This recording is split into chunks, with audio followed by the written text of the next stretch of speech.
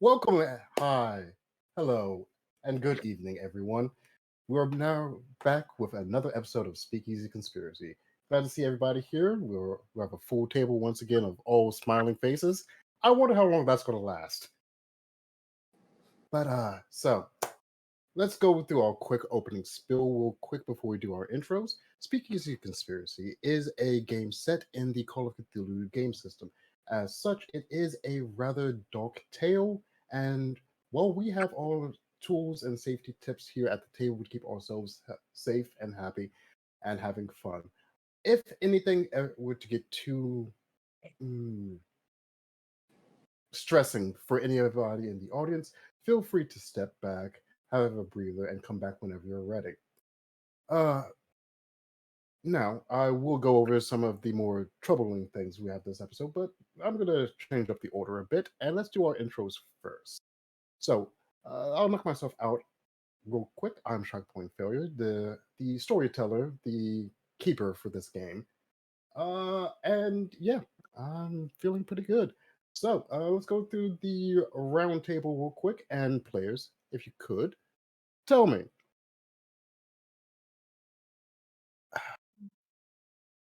how do you feel when you know you're being watched? Let's start with LC. Are you fucking kidding me right now? Okay, first of all, let me preface this with I have no warning for this, and that's fine.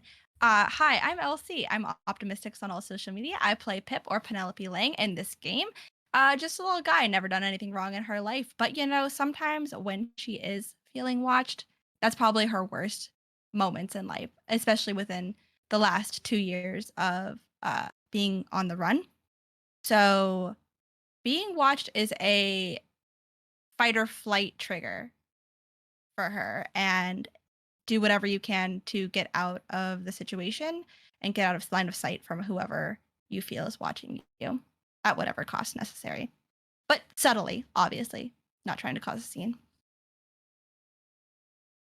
That's how I feel. That's how I respond. Next person. That would be Janie. How? Hi, I'm Janie Pot 7575 on social medias that I want you to find me on. And Hattie just assumes people are watching. It's that there's somebody out there keeping tabs or going to come out of the shadows. It's just part of life. There's got to be somebody that knows what's going on. Probably the government. Sorry. I Not mean, in general that works for the we'll, government. we'll save our government representative here for last. Cass, if you would.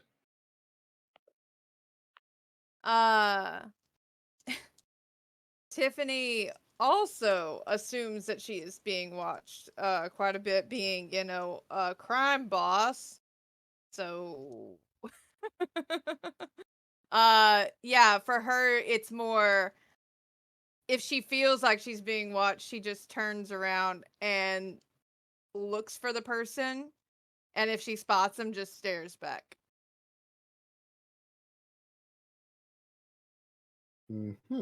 And like I said, we saved our governmental representative for last.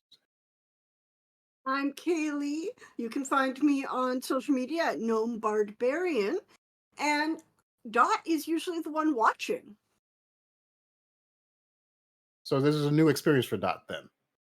She assumes she's been through insurance. She's used to being. She acts like she's being watched all the time. I don't think it would necessarily change her behavior. She has her training to fall back on. But yeah, she's gonna obviously try to figure out who it is subtly and see how she can use it to her advantage. But technically, you asked how the players would feel when they're being watched, and it would freak me the fuck out. Yeah. I did. But yes, all right. So before we go into the recap and covering what happened with your characters for the last 5 months, the content warning. As usual, today's episode will be covering topics relating to death and religious matters. But in today's particular episode, we will also be brushing against some racial tensions, heat stroke, natural disasters, fire, and violence. All right, that out of the way. As a quick recap, yes, it has been 5 months since the incident at the hotel. Everything has been going more or less smoothly over this time period. Before we pick our first victim of perspective tonight, let's go in reverse overlay order and go over what everybody's been doing for the last few months. So, Dot, if you would, how's your break from the more fantastical elements have gone for you? Oh, yes. Definitely less fantastical. That's what she was dealing with. Well, she had been called aside to deal with another matter of using a gentleman who was trying to keep himself from death using the power to keep cool. It turned out that he'd actually died 18 years ago. So that was a thing. After that, I think she would have made any contacts with people in that building, because now she had people who knew that the fantastic was an option. And then I believe she would have had to make some time to go to Washington, D.C. to make some of her reports in person on what the hell was going down in New Orleans.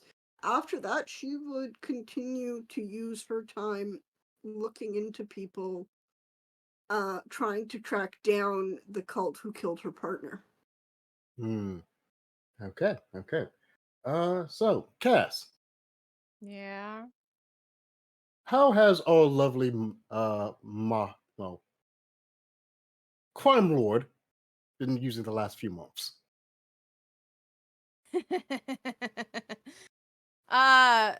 Crime Lord's got a boyfriend? I don't know what they call that. I think she's been spending a lot of time with Adahade, and y'all can fill in the blanks there. And she's also probably been working on she had 9 tasks contracted after the hotel left, so I think she's been ticking some things off the list to complete so she doesn't owe him anything anymore. And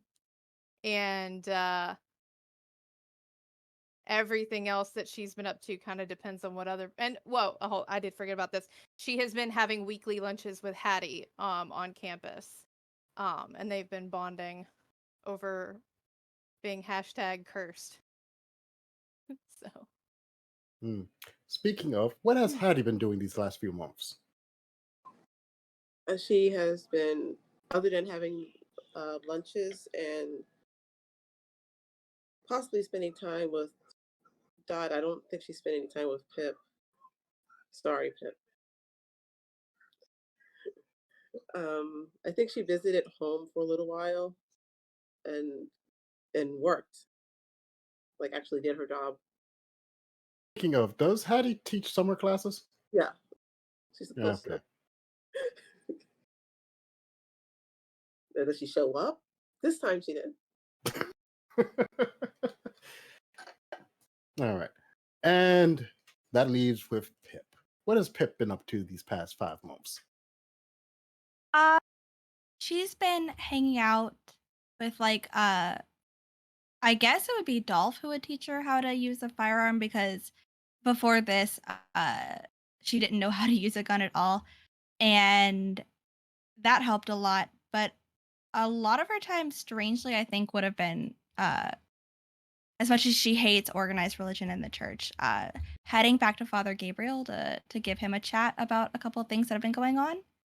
Because honestly, she is becoming more accustomed to the weird and strange and occult, but parsing through that is a little hard. And as we know, Tiffany was a little busy. Hmm. All right. So, with all that covered, we are now going to go to our first scene for tonight. Howdy, it's a wonderful sunny afternoon in early September. You would imagine that temperatures would normally have started to drop by now, but for some odd reason, this particular year, it hasn't. It actually is a bit warmer out than it was in August, and nobody understands why. It's becoming a bit of concern for some of the local farms, but it's nothing they couldn't handle. But for one reason or another, you found yourself cooped up in your office as usual.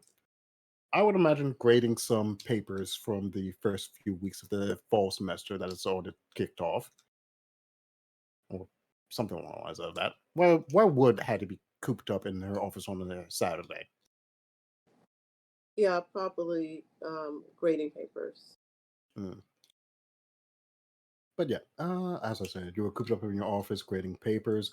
It it's a decent day outside. Sun streaming in through your window. It's nice and bright and all of that. You were looking forward to a rather calm and easy afternoon with the papers. And unfortunately, your solitude gets interrupted not too long after you established it. About mid afternoon, a figure, not seeming to want to wait to be polite, comes rushing into your room. This figure is not dressed for the weather. They seem to be wearing a rather heavy coat and, and a hood on top, and gloves, and boots, and a scarf, all wrapped up like they're trying to keep themselves from the sun. Tucked under his arm is a rather large wooden crate, further covered by a tarp of some sorts, dust covered and tattered. As soon as he clears the door, he seems to slam it shut behind him, and his head darts from side to side, looking at the room, seeing if it was just the two of you. He barely acknowledges your existence before he rushes to the windows and closes the blinds. Did you make an appointment? An appointment? No, no, no, no, no, no, no time, no time, no time.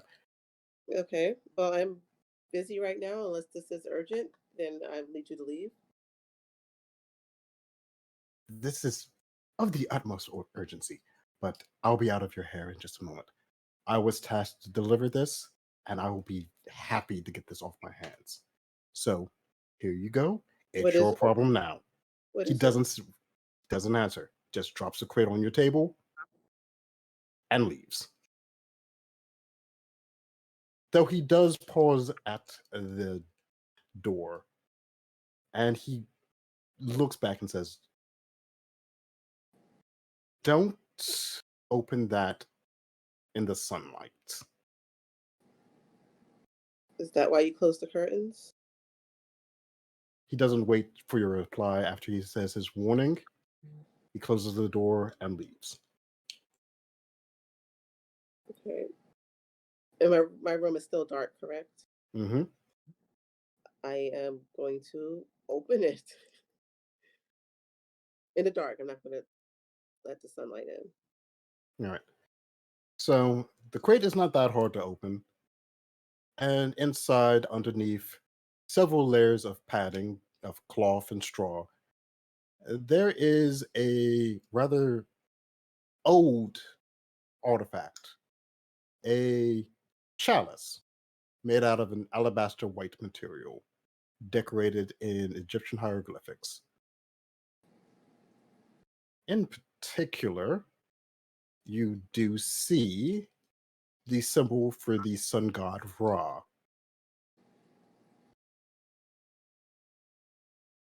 Okay. I'm going to, look at it, and then I'm going to put it back into the box and cover it up and try to find a dark spot to put it where the light won't hit it.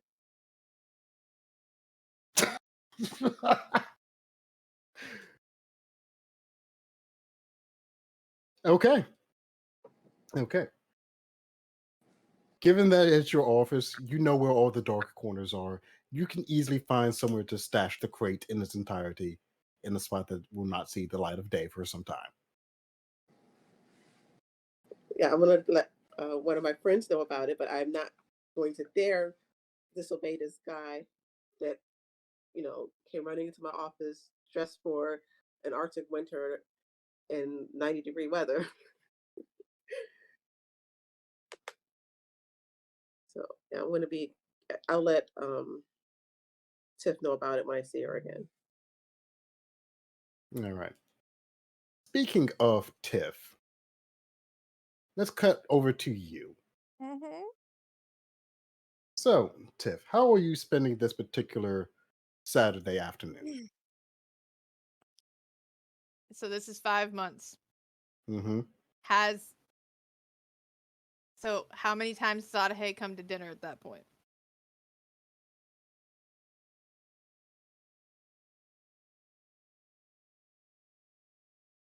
It's a weekly dinner usually, right? Uh, Give me a D10 real quick.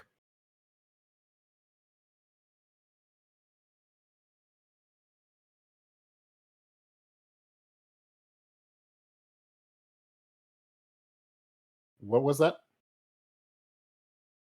Okay, so he's come by a grand total of 10 times over this 5 month period. So I think I'm at my apartment, which is separate from where Pip and Dolph and Franz live. And I'm just sitting in a chair going, okay, what have you noticed about Theo? Because I can't say I've noticed anything. It's been months. All right.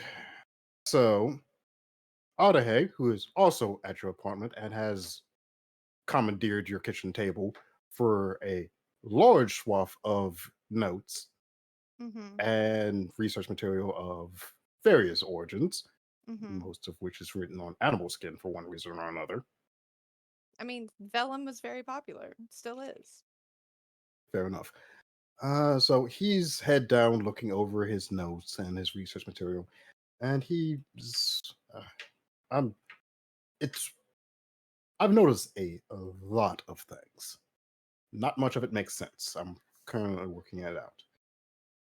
On one bit of news is he was touched by the same thing as you were, Mm-hmm. but it seems to have been, I guess the best way to describe it is overridden a couple of times. What was what? What is that? Okay, I am not a stupid woman, Adahe. Come on. This is unusual, but it seems that whatever touched you has more enemies than just me. And they also delight in taking things from it, on each other, and themselves. So we're both bait for every creature in the bayou. Is what I'm understanding.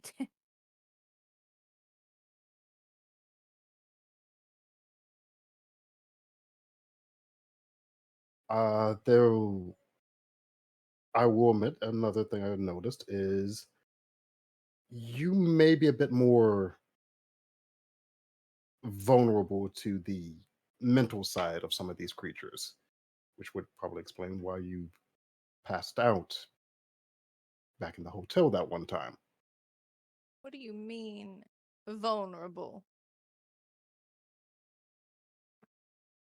I don't do vulnerable, Adahe. Literally not the thing that I would like to be. I'm not trying to underwrite you or anything or insult you. I'm just saying the facts. The mental side of some of the abilities the other creatures have might affect you a bit more than the average person, is what I'm saying. Why?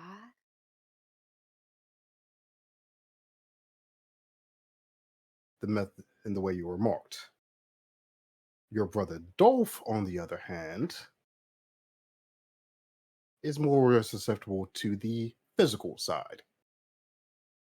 Yeah. Yeah. That thing that grabbed him in France, that's not gonna make it to him, right?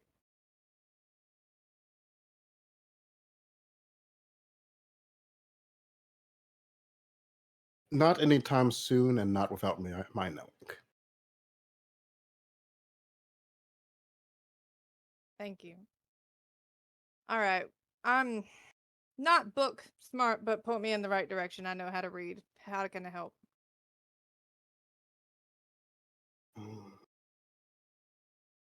Right now, I'm trying to figure out which group of, let's just call them assholes, your brother is currently marked by. I'm not particularly familiar with Wait, this particular Dolph branch. or Theo? Because Theo's not my brother. Dolph. Okay. What do you mean currently marked by? What has he been getting into?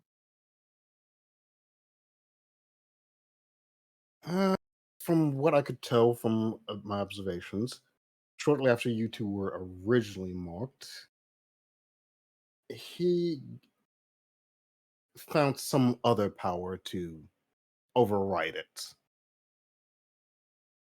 And then another one came in after that to do the same. Okay, hold on. No, I'm actually confused again. Dolph or Theo? Hang on, let me double check my own information. Dolph is my brother by blood. Theo Yeah, is the kid that we adopted as yes, and Dolph was the one who got you out of the water when you were marked, no. correct? No, Theo is the one who got Theo. Theo. Ah, okay. Yes. Hence my confusion. We were both confused. Ah, Yeah. okay. Theo is the one who pulled me out of the water that night. Okay, so sorry, all the stuff I was saying about Dolph actually is being, Yep. it should be applied to Theo. I I only gave you like apologize. 15 NPCs to deal with. Shock, it's fine.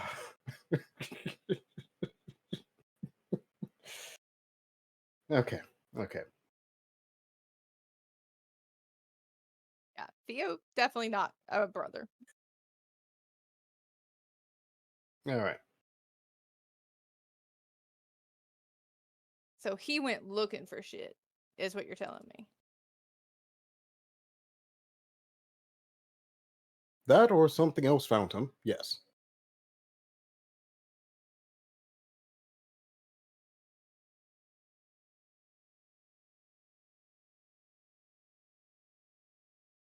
And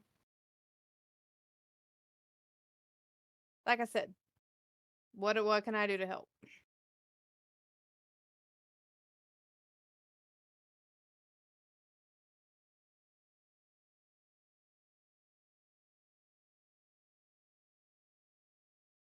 So,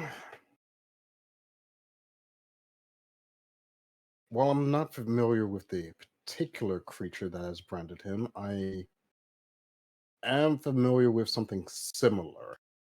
So it is possible that we might be able to help cover him as well from any further incidents.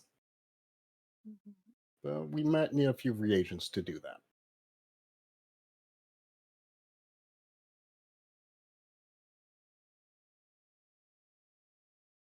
Tell me where to go, who to talk to.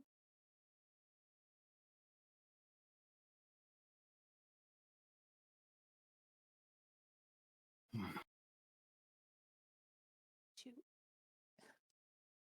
Sorry, bit of a sneeze trying to sneak out. But Oh yeah. and I got a bit of an aftershock in there as well. Great. Uh so he makes mention there is a few sources in town that should be able to supply what we need.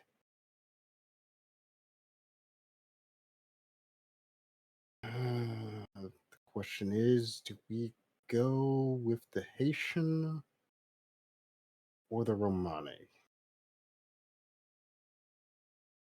Well, Dr. Jackson may be able to help.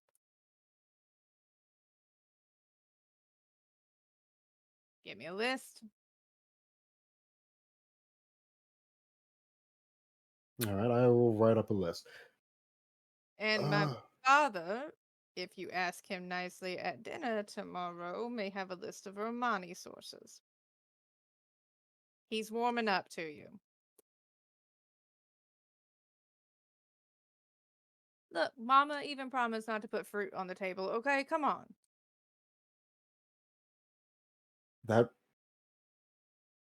Thank you. That would be appreciated. I'd rather know when I'm going to get drunk and not be surprised by it 2 months down the line. It was funny, though. Only funny the first time.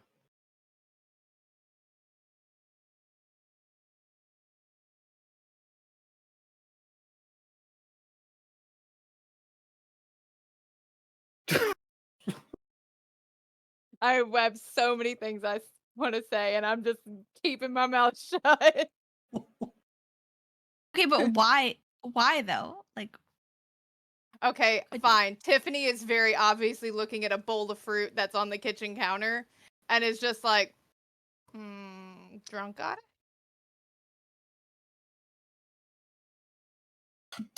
As if planning 2 months ahead for a drunk out of here. Mm-hmm. Drunk out is fun. I mean, 2 months would put it for perfect time for Thanksgiving. Uh-huh. He has to eat apple pie.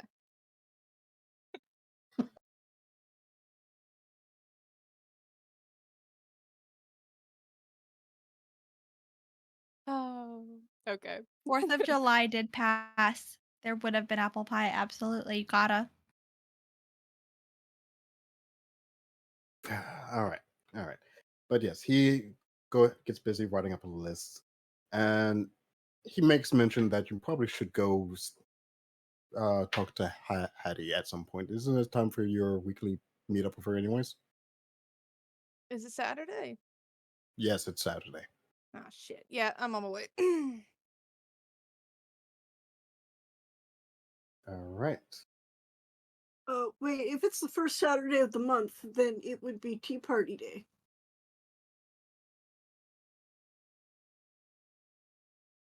All right. So let's do a little recon if necessary.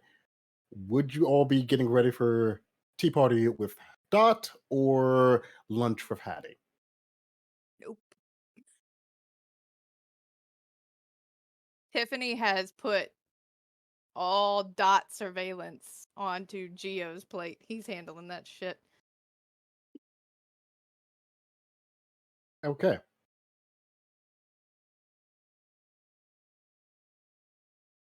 So let's go cut over to Dot. And it is your Saturday tea party with I believe it was the Little Ladies of Code Society? Ladies Occult Society of New Orleans, yes. Yes. All right. So that is full swing. Everybody's having a good time, passing on little tidbits and news. There's some gossip about a potentially haunted old manor on the edge of town. Simple stuff like that. Nothing pertaining. Bless you. That sounded like it hurt, Shock. Yeah. Oh. Ow. Trying to hold him in, man. What a catch that was. I watched Yeah, that like that- happen in like slow mo. That was amazing.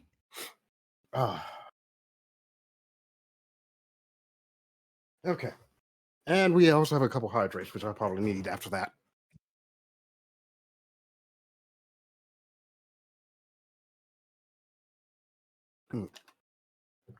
But as I was saying, Little Ladies Occult Society, full swing. Some rumors about a haunted mansion on the edge of town, but nothing new about that. However, when you step away into the kitchen to go get some refreshments and a new plate of treats, one of a new face at the society's meetings follows you to the kitchen. Refresh my memory. Does your kitchen have a door that it can close, separating it from the parlor? I believe it would probably have a pocket door. For those in the audience, could somebody please refresh my memory? What the hell is a pocket door? It's a door that slides into the wall. Well, Thank you. Yeah, I got you. I have one in my kitchen. They That are being a pain in the ass. That is what my bathroom door is. That being said, the new face, as soon as you're both in the kitchen, does quietly close the door behind them. And they pull out of their pocket a badge similar to yours, showing that they are of the same organization. so Dot would give the current sign, which is my. Have you seen? Would give the same my. Oh, are you here to discuss the latest Paris fashions? Crap, we did not go over call and response, Kaylee. I don't know what the proper response is supposed to be. You came up with it last time. Never mind that it was 3 months ago. That's on you. It was the proper response was no, but I have the pamphlets from London. But yeah, okay, thank you. So, that being said, yes, she does give the proper response of no, but I do have the pamphlets from London. Are you free to speak? Yes. Let's you have dash timing. I am gonna give me a moment. I have to make excuses to my guest. Go right Right. on ahead. I can wait. And your fellow Go agent. upstairs. Yeah. Meet me upstairs. Right by the painting, and she'll indicate where the priest hole was that she was keeping our First Nations friend in, whose name I've completely forgotten. And she will meet me up there. I'll be there shortly. It's soundproof. And then she'll go Okay. out and she'll say, "Oh, I'm so sorry, but I have just received some news that I simply must arrange to, which would be a dear miss." And she goes to the lady, the high rank that had been at the hotel the same night. Mm-hmm. And would you mind just keeping an eye on things for me here, please, dear?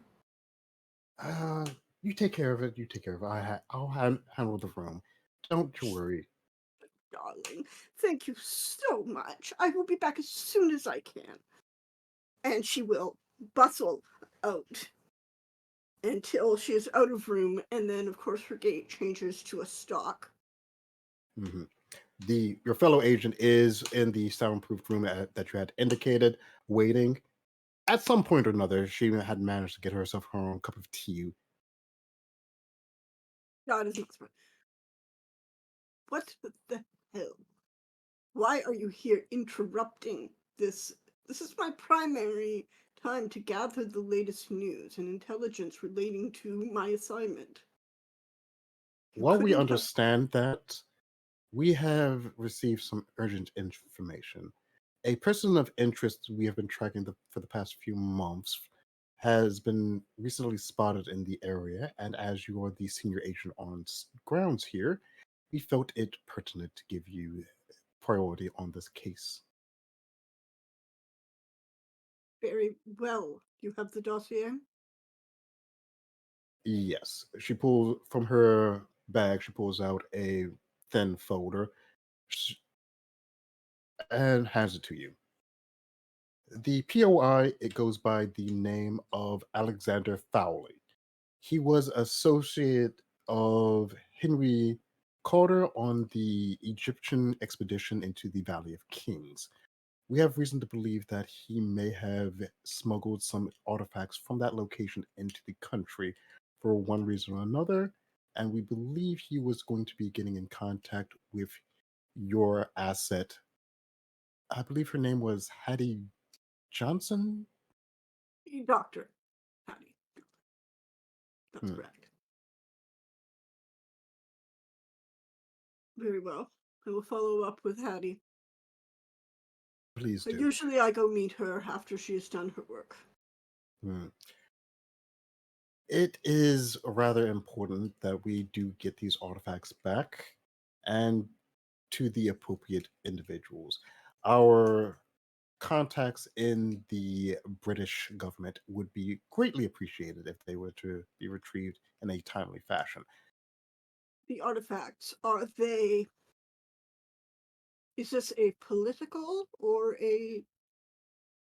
And this she would give... I believe that sensitive would be the code word they use for occult weirdness, because no one wants to say occult weirdness in the government. Is it a political or a sensitive matter? At this particular moment, it is a primarily political matter. However, our assets in the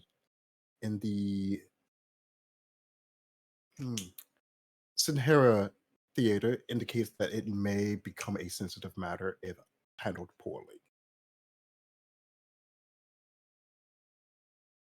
Very good. Anything that you can tell me to help it, to prevent it from straying into sensitive territory?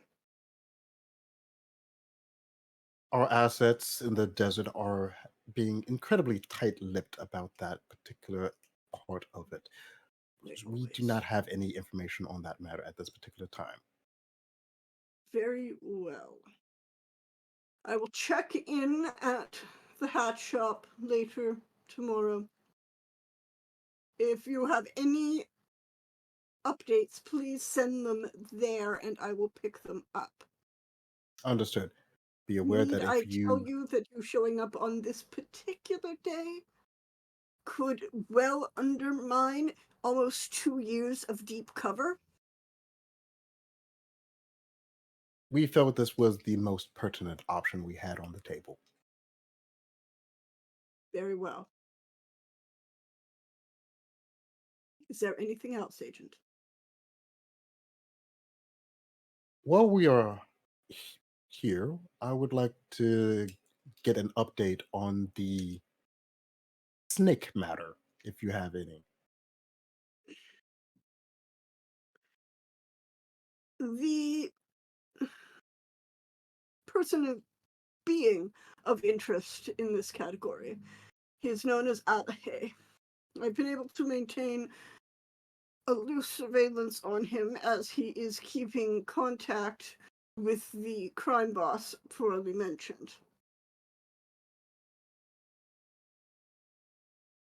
Do you have any idea of how close the subject is to completing his goals? Not yet. Would I have learned anything else about his goals that Jaden showed last time you spoke to one of your superiors? yeah. Given the fact that everybody doesn't seem to go out of their way to talk to you, except for maybe Hattie, probably not. I don't know much yet. I'm working on it. Unfortunately, the small earlier breach in my cover eroded some of the trust I had built up with my associates. Aside from the aforementioned Dr. Johnson. Understood.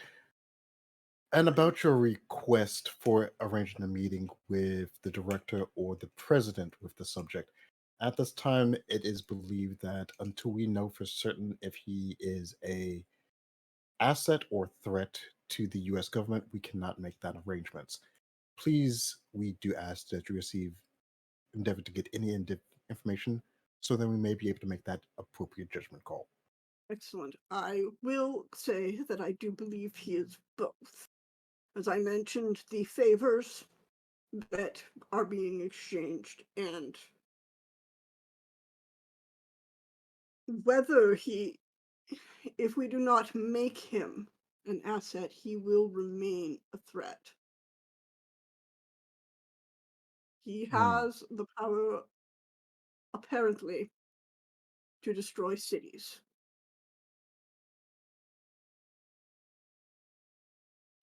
He could be worth more than our biggest asset during the war.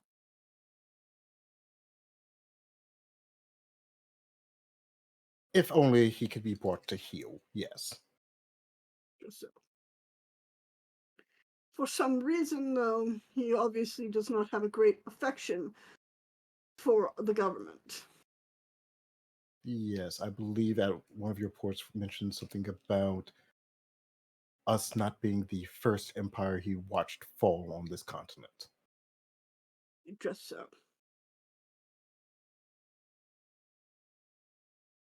He is not overtly hostile unless his interests are crossed.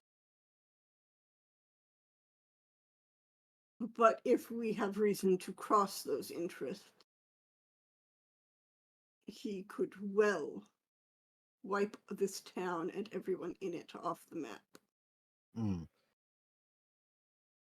If you do get the opportunity, or higher ups would like you to emphasize on the idea that the United States is not, nor ever will be, a empire at this particular moment. We are not in the game of empire building. Out of character. I know that's a bold-faced goddamn lie. Yeah, give Kaylee the player one moment.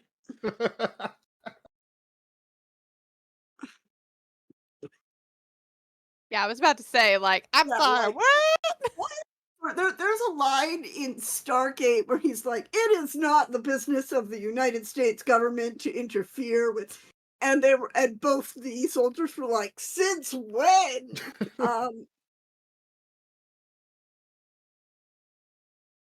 Absolutely, I understand, but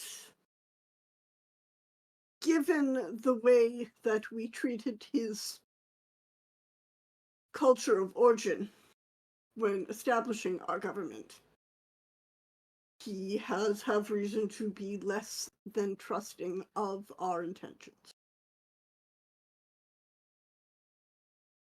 Understood. If we could perhaps, a show of good faith, work out some concessions for the Indians here. Okay, sorry, it hurt me to even say that. Don't call them that.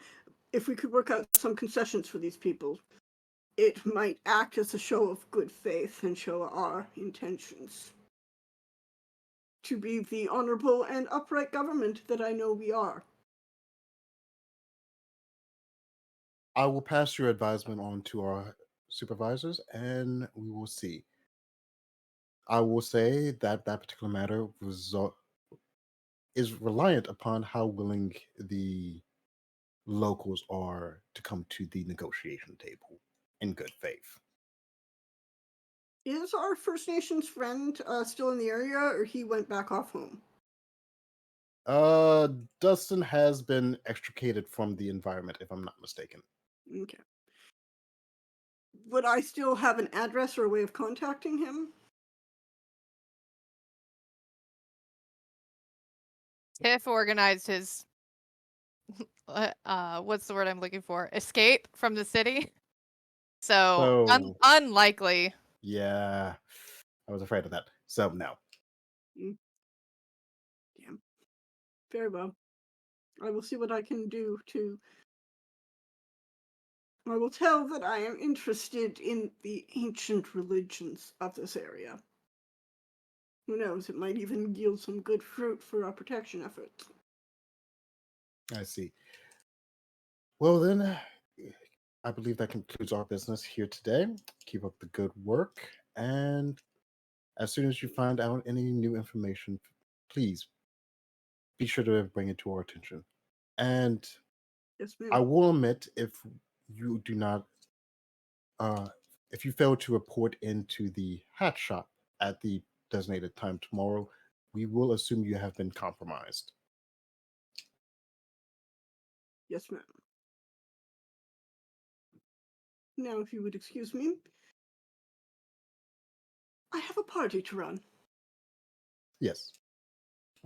and I believe you can let yourself out without any notice. And she will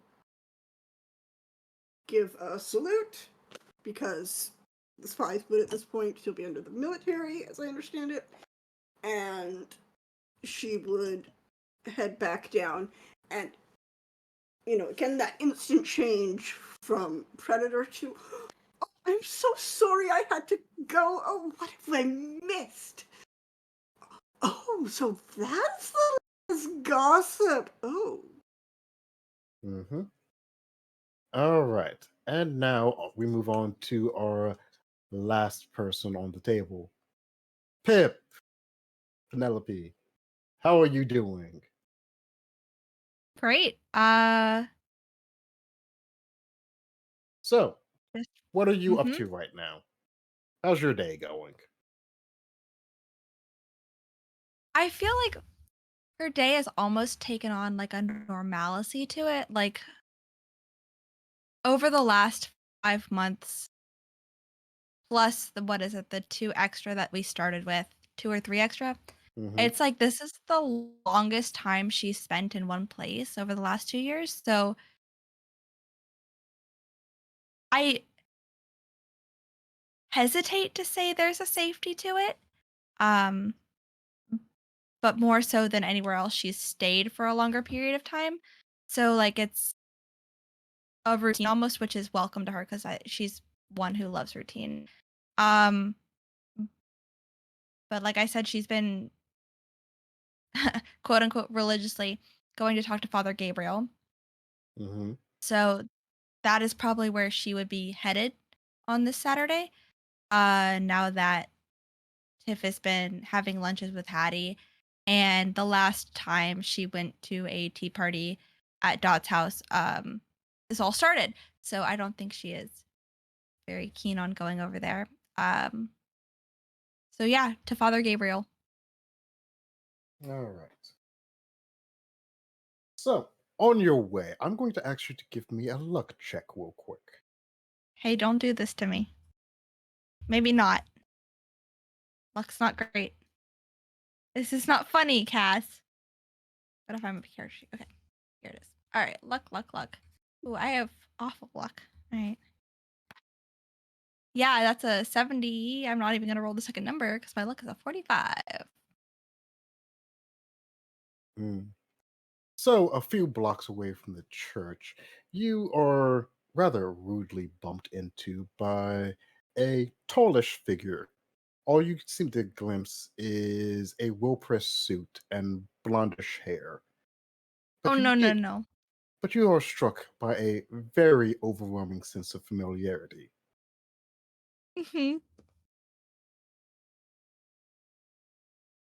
Do you look back or do you continue on to the church? Because this man does not stop, does not offer any sense of apology. No, I would look back because I bumped into him and would offer an apology, but he's uninterested. It seems. Keep walking. Mm, I would stop. Yeah, and yeah. say sorry. And when you do look back, like I said, he does keep on moving. He does not stop. But that sense of familiarity only seems to grow stronger as you look upon this man. He slips around a corner, and for the barest moments, you catch a glimpse of his face, and you Hmm. could have sworn that this man was Timothy. This is rude and uncalled for. Um, I was asked that to is make you suffer. yeah, 400 bits worth. Here it is. Father Gabriel is going to get a missed visit today because she's going after this man. This is the only thing she has cared about and missed for 2 years, and the only thing she has thought about. So seeing anyone who even resembles her very dead fiance is going to get a fucking follow. All right. So, let me just double check a couple of things. No, don't do that. It's all right. No. It would be fine. I just need to verify a couple of things about how some things work. And I need to make sure I grab the right book. I may have not grabbed the right book. Does this book handle how chases are supposed to work? Yes, it does. It's a Okay. stealth check, correct? And stealth check might be involved, but I just wanted to double check because part of it is keeping up with the man. Okay.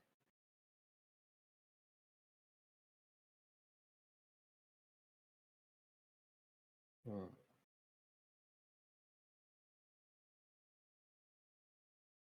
But yes, for right now, I will ask that you give me a stealth check.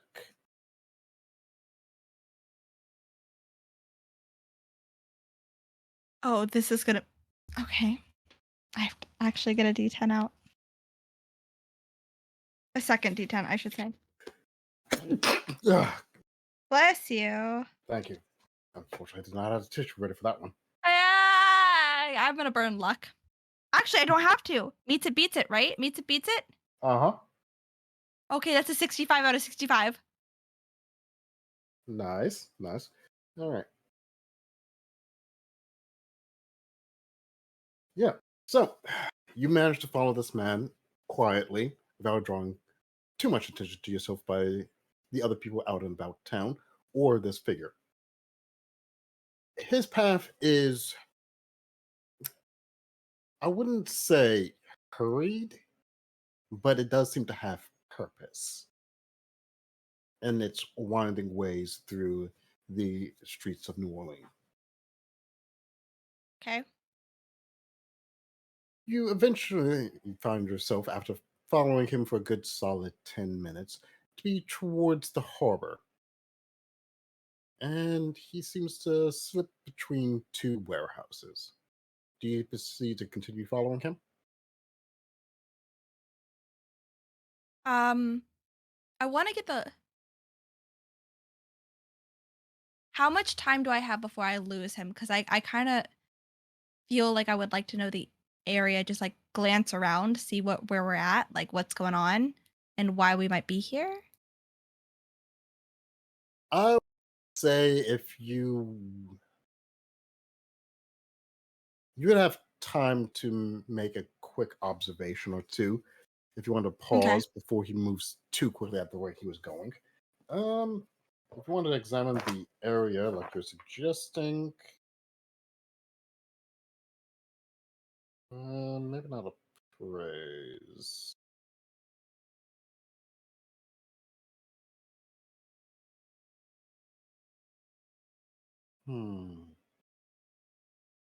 What would be a good skill to? Maybe a praise, actually. I'm sorry, maybe a what? No. Give me a spot hidden. Oh, thank you. God bless. You are a benevolent and kind keeper. That's a 90 something. That's... Oh, I was about to use one of those penalties against you from Yeah, Opera. you don't have to. It's all right. I rolled a 95. So I So, didn't see shit. yeah, you don't see shit. It just looks like a regular old harbor area, shipyard, what have you, warehouses everywhere. You can't really tell why he would be here. Great. Well, then here I go. Keep following this man. So you follow him down the alleyway between two warehouses. It's narrow, it's dark from the shadows of the buildings beside you. It reeks of fish and spice and other refuse. And you follow him down this way until it comes to a dead end where he is not there.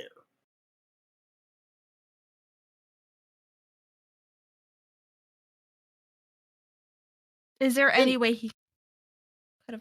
Oh, you know what? Keep going. it is not obvious where he could have possibly gone. All you really see around you is a handful of empty pallets and crates, refuse and trash, and brick walls forming a blind corner. There's not much where he could have gone. It's narrow, it's dark, it's damp. The only real standout is that there seems to be a series of grooves ran into the muddied soil covering the ground. Almost like there have been carts have been pulled in and out of this area multiple times in the recent past. I'm going to check the brick wall for any signs of hidden door. If All right. I've learned anything from the hotel, there's a fucking hidden door somewhere. I will let you have another spot hidden check.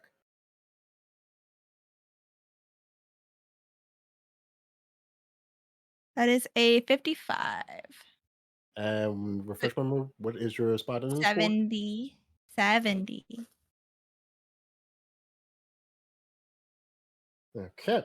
So you search the wall, and you do find that there is a section of this brick wall that is a bit out of place. Just the tiniest of a little lip, where a section of brick seems to be recessed ever so slightly further in. And along the seam that it forms, there's a bit of a small hole, just wide enough to fit a few fingers in. Is there a way to force it more? Maybe. Like I said, there's that groove that you could easily fit a couple fingers in. There might be a switch, might not. Who knows? Yeah, I'm gonna stick my hand in it. All right. Mm-hmm. Mm-hmm. I'm on a mission, Shock. I'm on a mission. All right. This is So weird. This is weird and unusual. you feel inside the crevice in the wall, and you find that there is a bit of a give, a few knuckles down, and pressing against it, there's a audible click, and it seems like the recessed section of wall sinks in ever so further in with a small hiss of air. Okay.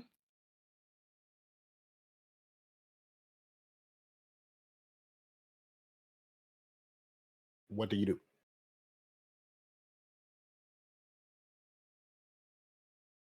Is there space enough for me to or with the hiss of air, how far can I move it? When you attempt to move it, it seems that this door made of brick seems to be almost floating. It takes only the smallest of a touch to push it further open. Then I would move it enough to move myself into it.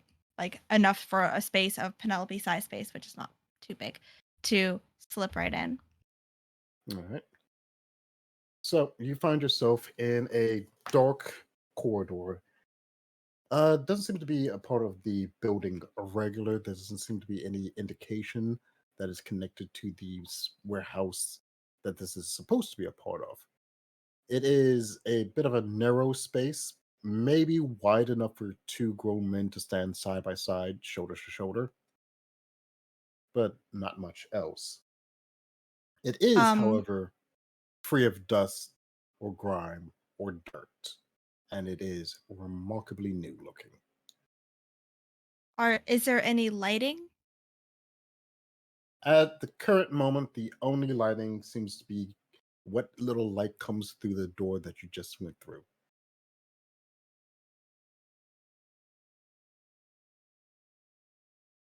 What do I have on my? I have my. Okay. Um,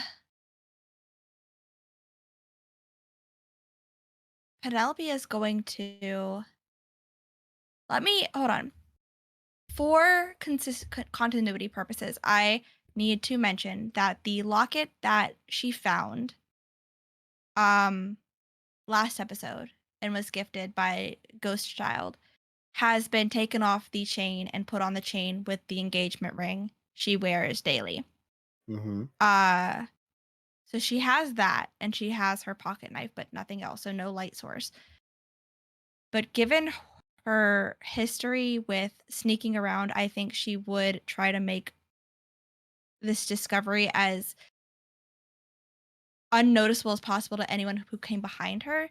So she's going to close the door to the width that it was when she found it, so the small finger like crevice, um, and just use touch to walk along the corridor without using the light that it gave. Okay. So you do close the door behind you, and with another Mhm. hiss and a click, the stones seem to set back into place and fit into the wall. God damn Almost Okay. casting you in almost complete darkness. You proceed to go down the corridor using only your sense of touch and hearing. I'm assuming a bit of echolocation going on with your heels clicking on the floor. Assuming you have heels on. I don't know. You might be on flats. Oh no. No, flats. She wears boots. You kidding me? Absolutely not. No heels for Pip. Okay. All right. So still using your sense of touch along the wall to navigate your way in. The hallway is unusually long, and it doesn't take you long to notice that it is sloped to go down. The air gets colder, and you can almost feel like the walls are getting a bit more roughly hewn and wet. Do you Okay. continue? Do you proceed to go further, or do you turn back?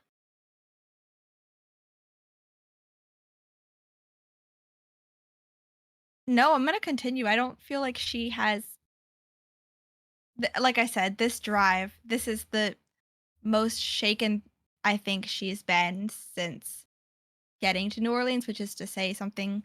Um, and if there's anything I've learned from playing Penelope for the last 6 months, is that she's stubborn as fuck. So we're gonna keep going. Hmm. All right, you keep going. The hallway gets steeper and colder. The walls no longer feel like they were carved by hand and more a natural formation.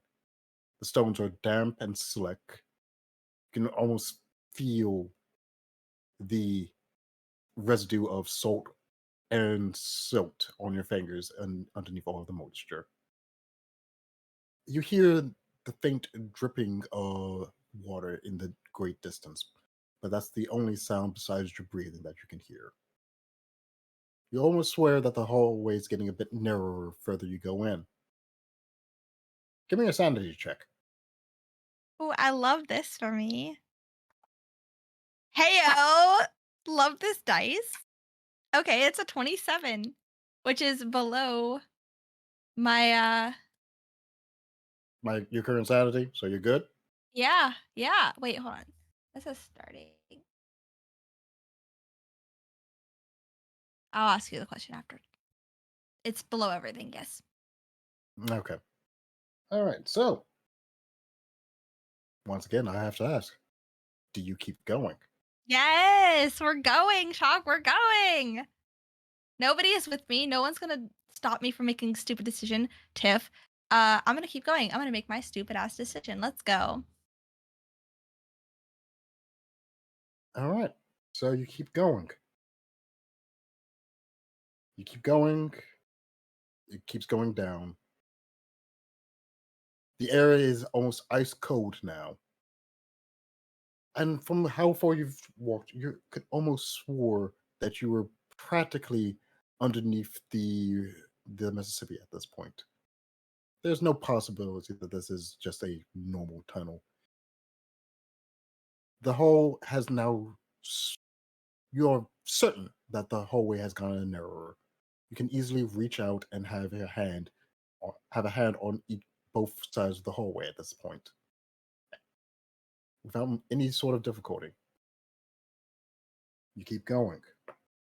You can feel water lapping at your ankles now.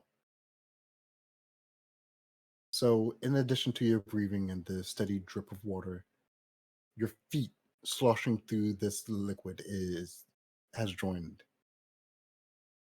At first, it feels just like water, cold, wet, nothing special. But as you keep going, it starts to feel thicker in a way. Is it getting like, is the water Yeah, rising? slowly. At first, it was only maybe ankle deep. As you keep going, it slowly rises. First about mid shin, then about to knee, then to waist high.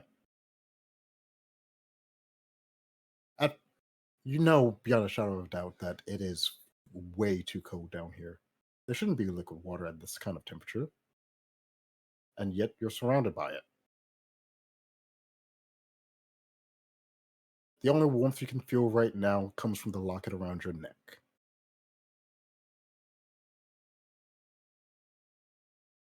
Will be the last time I ask. Do you keep going? Shock, this is some hoop shit. This is some hoop shit where I'm like, I shouldn't do this, but I really want to do this, but I'm really scared. I can't tell if you're like baiting me or not. Shock, are you about to kill my character? I don't have a backup right now. Yes, I do.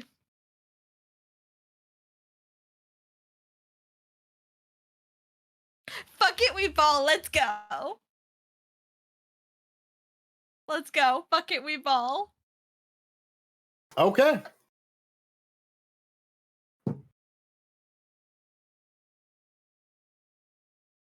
You keep going. The water gets deeper. The air gets colder. It's at chest height now. You can barely move, keep going forward, but something compels you to keep trying. You're fairly sure that whatever you're wading through isn't water anymore. It's too thick, too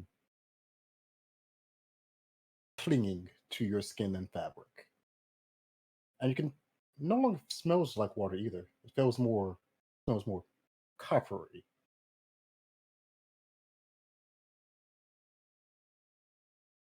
And in addition, there seems to be more noise than just what you're making. It's almost as if there's another figure somewhere down here. But with the way the holes are, you can't tell if they're before you or behind you. It's harder to breathe as the water gets up to shoulder height. But you're fairly sure, like beyond the shadow of a doubt now, it is not water that you're wading through. But you're gone so far now that you're not going to turn back. Not when answers are dangling right in front of you. So you keep going. The water's just below your chin. But you don't stop. Until you come face to face with a flat stone wall. You can't feel anything going forward. You seem to panic for just a second before you feel the breath of another on the back of your ear.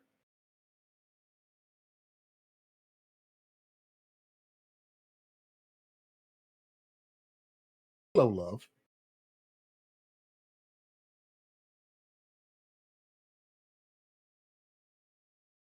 Hey, do I feel like a choice to just drown? Like right now? Can I just drown? No. Does the voice sound familiar, Shock? Oh, it sounds very familiar. Even if you haven't heard it for a couple of years.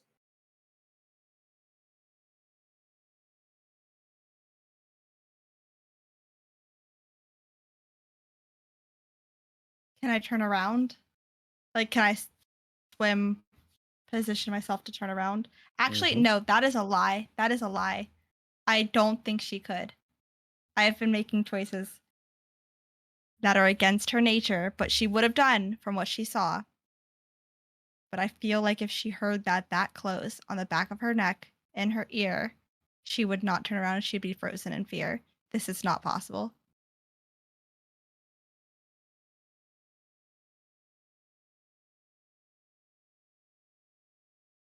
So the very familiar voice, in disturbingly warm tones given the last time you heard it, continues to speak. I'm surprised that you came all this way. How have you been? Seems like you've been doing well.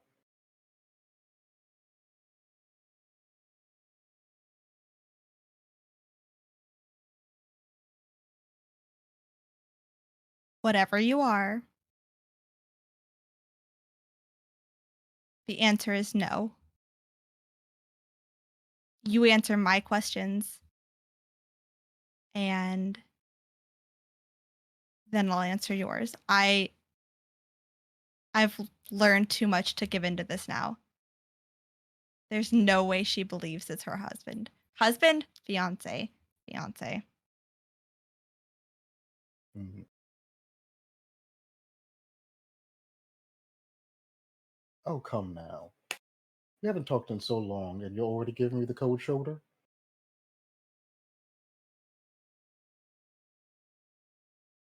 You're dead. I saw you dead. You, something did this, and I'm in this situation now because of it. You are dead. And this is a cruel trick and something that I've told to 2 people here in Louisiana. Someone heard something and you are using it against me. This is not, you're dead. I'm sorry to say, but the reports of my death were greatly exaggerated. I'm very much alive.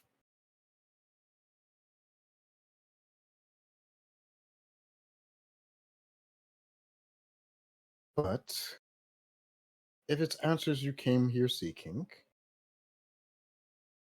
I'm a, I'm certain I can provide a few.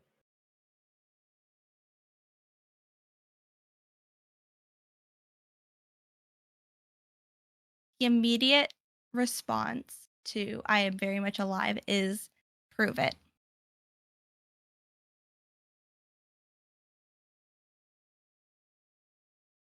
Prove it's you. Mm,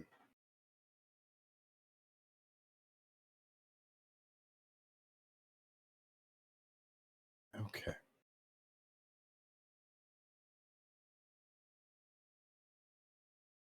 So, you feel a hand on your shoulder, and with the utmost gentle touch, it pulls you to turn around so you can face this figure. Do you resist it? No.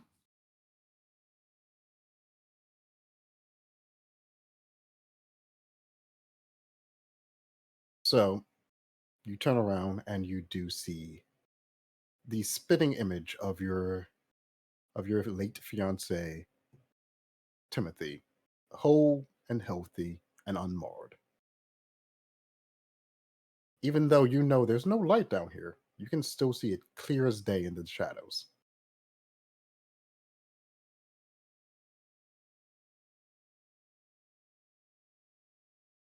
He gives you I'll, just the faintest of smiles when he's only shown you in the most of private situations.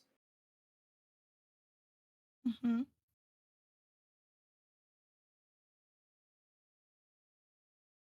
You see, nothing wrong with me.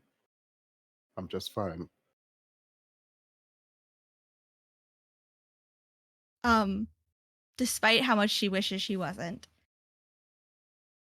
she's absolutely crying.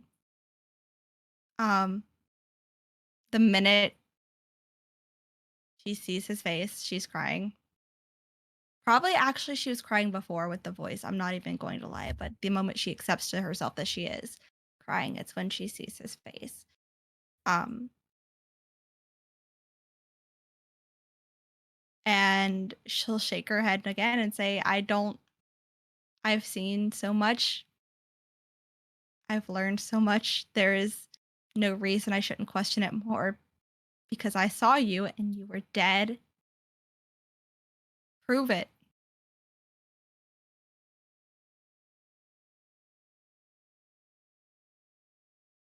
I followed you down here. I don't know what you are, but if you are him, prove it. And how would I go about proving it if seeing me That here in is the flesh and blood won't do the trick?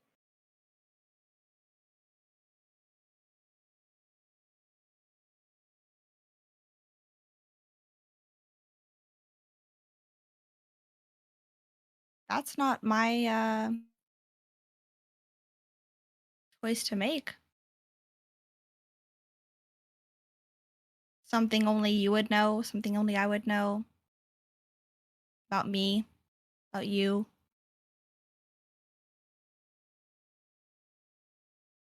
As you are asking this, you feel something long and smooth brush up against your arm underneath the waters.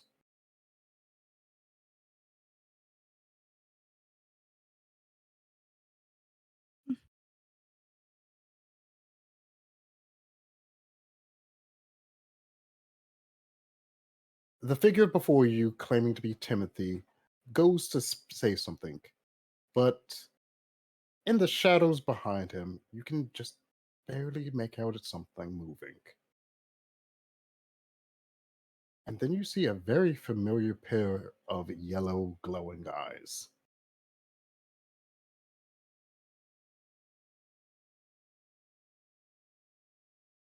And then just below them, you see a series of fangs start to appear from what you can only assume is a large opening maw. And in a flash, everything once again goes dark.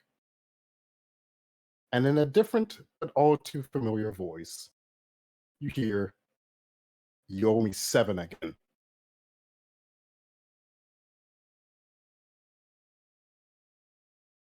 Give me a sanity check.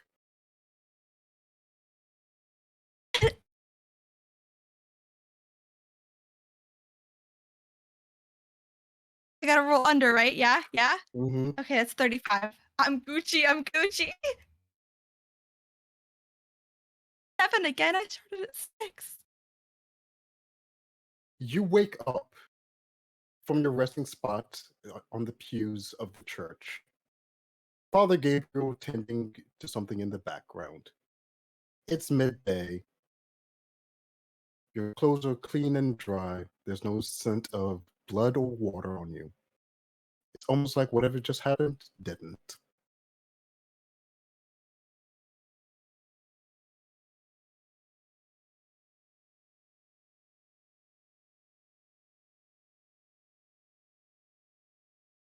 Am I like sitting or am I like laying down or standing or what's my You are laying situation down here, on the Shock? pew. Good nap spot. I am gonna like she like shoots up like when you have a bad dream that you're like drowning or falling and you just like have no control of your limbs and just every limb is just flailing and you almost like fall off your bed. That's a situation. Uh Thankfully pews are not too far space, so she has an easily like grip spot. But like she is absolutely like jolted awake by this and like panting, heavy breathing, sweating, terrified. The most terrified I think she has been in a very long time. And just like looks over at him and When you had no shot words. up like that, Gabriel had stopped what he was doing and looked back at you. Seeing that you don't have any words with him and are, still breathing, he just calmly turns back to what he was doing. Has this happened before, Shock? Have I had in I guess the word is sessions with Father Gabriel about this? Or conversations? Is this a situation I found myself in before? Waking up from what appears to be a very bad dream in the middle of church after talking to Father Yeah. Gabriel? No, Mhm. this is probably the first time this has happened. You taking Okay. a nap in the church, however, yeah, no, that seems to be a regular occasion. I Gabriel doesn't care. Yeah, I would, I was gonna say the same thing. Yeah, Pip seems to be the kind of person who just like fall asleep just randomly. Not even during a sermon, just like, I'm gonna go take a nap in church. It's quiet. Um, so roll it back to her terrified state. She not only in this quote unquote dream like state was crying, she is crying in reality. Tears wet and dry on her face. Uh Totally distraught, looks back to him and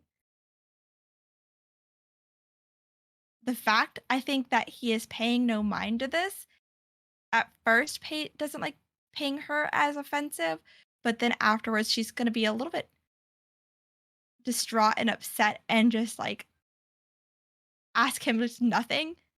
Nothing? You're not gonna say anything?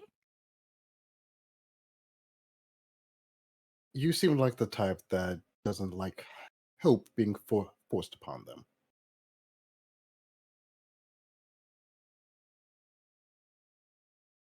In that moment, she would realize where she is. Because I think Father Gabriel is a stable figure in her life at this point. But the situation is not. So waking up, having that realization, that slow, like creeping sense of this is not your room, your bed where you fell asleep.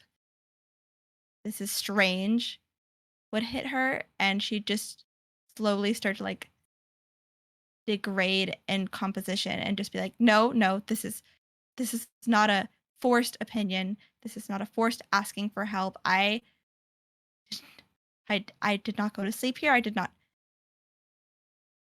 intend to come here. I was not asleep. It's the middle of what time is it? I don't know what time it is. Father Gabriel would I'm stop what he's doing, seeing that you are a bit more disturbed, a bit more panicked than he originally assumed. Comes to take a seat next to you and says, "It's about 4 in the afternoon." not a usual not a usual nap time for me. Um I'm not it's not it's not a forced asking for help. I saw things, uh felt things, spoke to people who are not alive. This is not a forced asking for help. I need help. I don't I want to talk about what just happened, and I think you can help. I'm here, so I might as well talk. And it's clear she's like struggling with asking for help to talk about the situation because in general, the bare scraping of this topic is not okay with her. Mhm. So Father Gabriel will offer to sit here, listen to whatever you want to say, and give his advice, and however you can. He does the good preacher, the whole thing. We can play it out as much as you would like, or you can just hand wave it and let it happen in the background. Um, I think a summarization and hand waving it and letting it happen in the background would be best for moving along. Um, because I'm sure it'll come up eventually where I can play it out with the rest. Hmm. So yes, Father Gabriel is She'll spill yeah. Father Gabriel spills. is a understanding soul throughout your entire exposition. He's quiet, reserved, doesn't ask many questions, only to get further. And what questions he does ask is only to get further details about what you saw, what you felt, what exactly happened.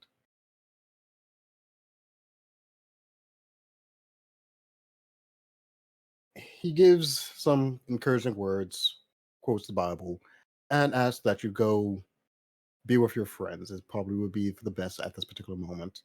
Be with, friends, trusted friends, family, or loved ones. And he makes mention that sometimes dreams just don't make any sense. Sometimes they're just dreams, and other times it may be someone reaching out to try and pass something along. What this particular dream could that possibly be? He could not say.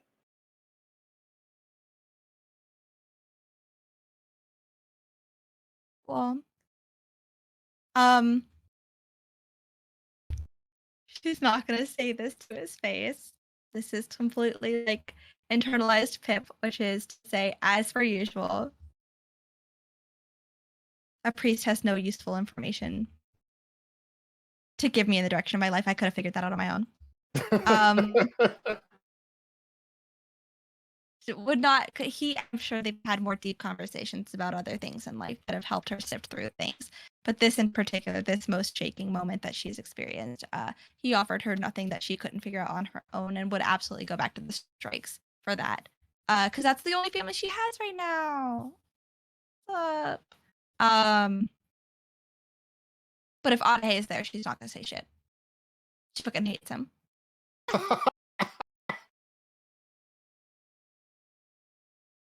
Live in different buildings. It doesn't matter if he's there when she goes to talk to fucking Tiff. He doesn't go over there because the boys don't like him either. I didn't say which Streich building she went to. Oh, are you Cass. coming to my house? I might go to your house where everybody else is. Yeah. Okay. I'm saying the whole family as a whole is her family. But if he is there, no. If She doesn't trust him. Tell me where you're going. You don't trust him, I don't and know. yet he helped you. Yeah. Look at Penelope. When has she trusted anyone in her life? Like one time. Like one time. Yeah, exactly. Like one time. You only asked for Well, one time. He would know. He was the only one who's apparently actually there and would know what just the fuck just happened. Mm-hmm. Yeah, but he was rude to me. He was rude to me. Okay, maybe I would talk. Okay, maybe. Hang on. This is Okay. Adahe. Who has he Yeah. not been rude to? Exactly. Tiff doesn't count, and you know why Tiff doesn't count. I do. But the thing is that she is in this situation because of him. Well, to be fair, you're in And this situation because of a combination of Timothy and Dot, but he laughed at her when she didn't know what was going on, which was an insult to her pride, and she didn't like that. And he just saved her But life from dead fiance. we don't know Probably. that. We don't know that. I don't know that. I'm an idiot. Shock. But Either way. exactly. Either way, she would go back to Tiff and her family. And if Adahe is there, maybe she would talk with some convincing, considering Father Gabriel is involved with that shit. all right. And Cass, I'm guessing this is about the question you sent me. Yes, please. So, roughly at the same time, while you guys are still in the kitchen discussing, Adahe kind of perks up, looks off to this and says, "Huh," and then goes back to his research. Oh, what was that? One of my wards when your friend pinged. Which friend? I believe it was Pip. Is she okay? Saying that the ward's still active? Yes. Where is she? He looks back up. Thanks for a second. Gabriel's church, if I'm not mistaken. Tiff is grabbing her keys and like gives him a smooch on the side of the head. It's like, bye. And she's going to church. So I think if Pip walks out, Tiff is leaning up against the car. Yeah. There's like a beeline for the car. No words, no hello, no what's up, no how are you, no polite greetings as is usual for Pip. In the car, sitting there, silent. Tiff just gets in. Your apartment or mine?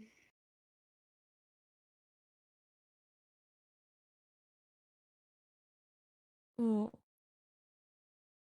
Adahe's at mine. You should Yours. say thank you. Nope, yours. Mine? You guys made me realize something, and now I have to choose yours. Yep, yours. All Yep. right. I will just like reach over though and just like turn her chin to look at me. Are you okay?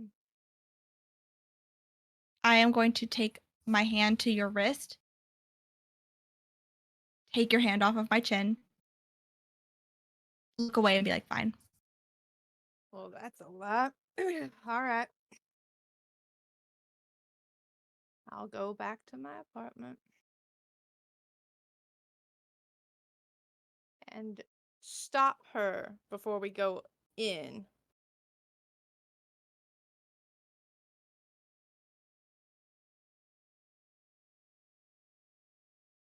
Just because he's in there doesn't mean that you can't talk to me. Going to church? Yeah. In so many words. And I'm going to keep walking. I am distressed. It is not because I have any beef with Tiff right now. I am very focused on myself. Very closed off. In the most Penelope. closed off you've probably seen her since you met her. Penelope. Mm-mm. I'll just walk up behind her and try and pull her in for a hug. Just me. Come on. Oh, hug taken. You know what? Hug taken. And that is a breaking point. That is a breaking point, and she just starts crying. I just stand there and hold her. And it's like heavy crying, The sobbing. height. I'm just imagining the height Like, difference now, and it's making yeah. me come out of character.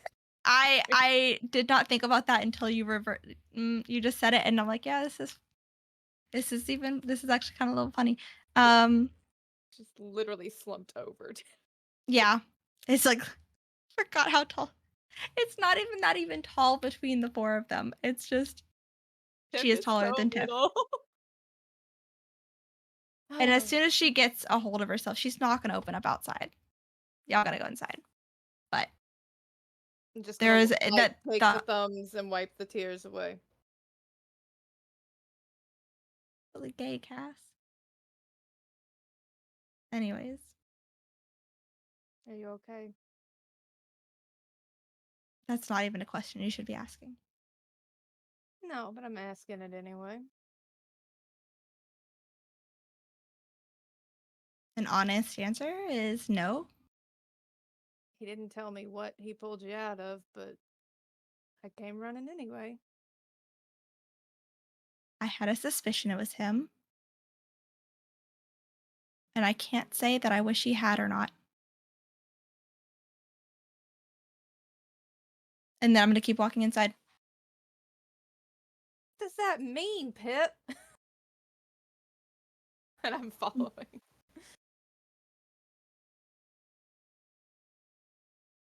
So Adhe is still sitting at the table, but he had taken the opportunity to clean up some of his research materials. So you actually have a kitchen table now instead of a research desk.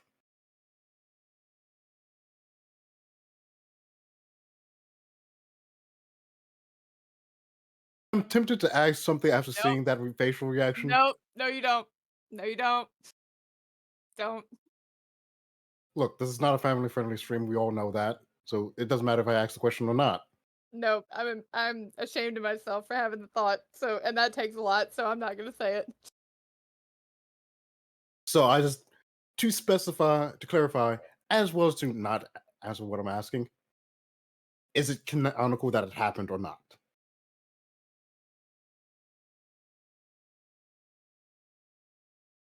Yeah. Okay. Oh. Yeah, like multiple times. It's been 5 months. Like this is well beyond fifth date. behavior.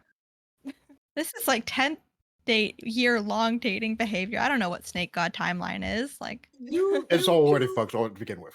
Like, You two full stop. are It- steady. It's yeah. at this point. word It's- choice, and yes. This is literally the longest relationship Tiffany has ever been in.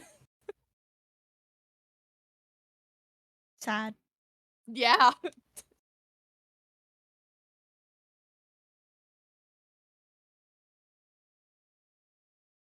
Okay, and we now have. Thank you, Sin, for that. 10th year-long dating behavior. Thank you. Sin is on it in the chat tonight. I just want everybody to Hippie know. nuggies. Hippie nuggies. nuggies. I don't know what that means, but you know It was what? when you were about to get eaten. It turned you into Pippy nuggies. It fucking broke me. I was just like,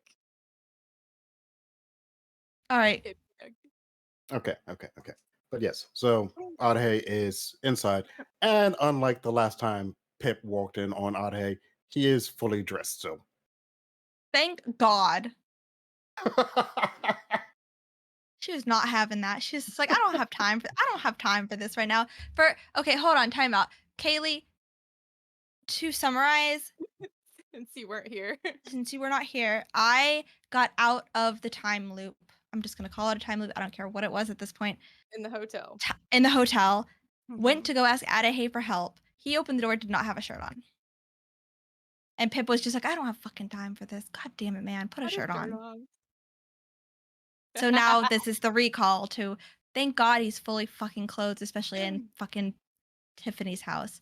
I mean, at least he was wearing pants. I don't think Pip looked downward. He might not have been. He was wearing pants.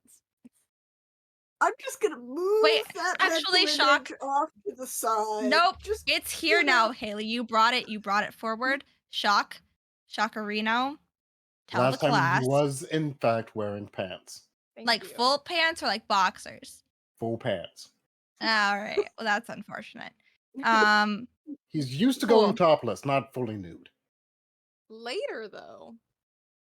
I'm sure Tiffany and Penelope have had conversations, and Penelope's just like, you gotta stop. Nope. I don't want to hear any more about Tiffany this. would not share. This is what kind of friendship is this, Cass? You've been going to church. I did go to. Well, why do you think I had to go to church? I had to tell someone about your sins. All right, yeah, I'm sorry. All right. I'm sorry. I'm just saying, Pip going into the confession booth like I'm actually here on my friend's behalf because her sins are. No, you were so right. It's like I'm here for the Tiffany, irony not is myself. the irony is that Tiffany is a good Catholic who goes to church every Sunday, like almost every week. Oh, well, Penelope is a bad Catholic who hates church. So Is Tiff confessing this? Is Father Gabriel her confessor? These are the questions I have. Father Gabriel says I already know. Anyways, I'm gonna. Sorry. I mean, I know seal of the confessional, but okay. All right. Right. Yeah. So back in character, Tiff's apartment. Mhm. Adhe's at the table. You Mhm. guys just got back in. Pip had a bit of an emotional break just outside the apartment door with Tiff. So Adhe's, judging by the smug look on Adhe's face, he's just waiting for you to blow up Adam for one reason or another. Oh, he's smug, is he? Could you not make a face like that? She was just crying. Come on. We've talked about this. All right. And he does take a moment to school his face into something a bit more sober and respectful. Thank you. Cass, with your permission, can I edit this scene a little bit? I want to slap him. Good luck, honey. Go for it. before the smug face is removed, I want to slap him. There is absolutely. I took a second to process this, and most of my characters are very much of a I'm going to punch this person without thinking. Mm-hmm. Penelope is not, but given the situation of just seeing her long dead fiance in a situation that is deeply stressful to her, to walk in to see someone she has little to no respect for at this moment being smug with her, she would like to politely, quote unquote, in the 1920s fashion, lay in a very hard slap. Yeah, I think Tiffany then would get out the can you not? Oh. What? Wait, what was that? Which motion was the can you not? Was that handgun or shotgun? No, that was me miming Pip, like me saying, Tiffany saying, can you not make that face? And as she starts to say it, Pip just pops him one. Okay. So I'm going to ask you for a check. Yep. The slap will happen. Like, he's not going to stop you from Sure. connecting. This is to see how badly you hurt your hand. Okay. Let's see. It's worth it. It is worth it. No, I just had a bad thought. Yeah, let's go ahead and make it a fighting brawl check at your half score.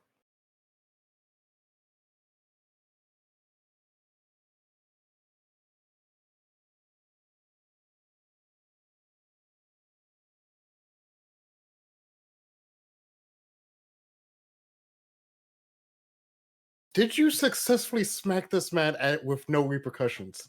I smacked this man with a 5, which is below my 5th score. Where have these been your entire life? Like, I don't know. I don't know. I smacked him with a 5th score though. I can't believe. I'm gonna shamelessly plug everything dice right now and say this one gachapon thing I got at a con at Kineticon has saved my ass so many times in this one campaign. Their dice are really legit, so I'm plugging it because it saved me. So congratulations, Pip. You have successfully performed the armor-piercing smack.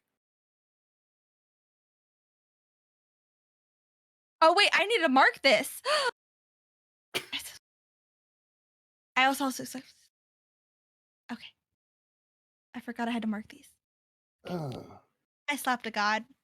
So not only did you manage to smack Adahe with no repercussions, Adahe actually felt it and his head turned. Good. You know, Tiff just blinks like the straight up cartoon slow blink. Doesn't do that when I hit him. Oh. To be fair, you don't hit me with the intention to actually hurt me. That's fair. You good? It's been a while since one of my tooth has been used. Damn. Dolph has been teaching you well. Feel better? She is not going to acknowledge Tiff with that comment. Heard it, did not acknowledge. Looks Adahe straight in the eyes and goes, if you think peering into my personal life like that again and interfering and then being smug about it is funny, maybe this will make you think again. Because it's not.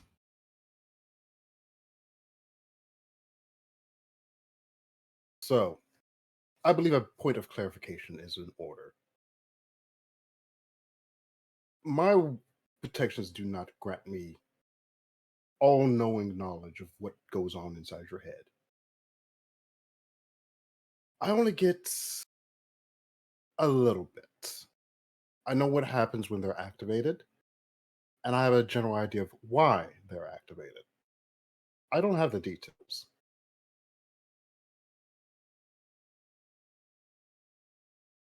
I'm not going to say sorry if that's what you're looking for. Still deserved, given everything that's going on. I will take that into account for future encounters.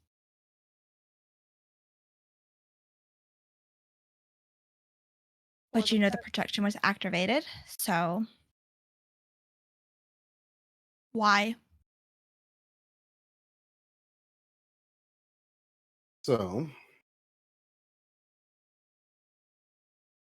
something very much resembling your late fiance, has been active. And from what information I've been able to gather from my sources, his death may not have been as final as it should have been. I'm sorry. Fiance and not dead?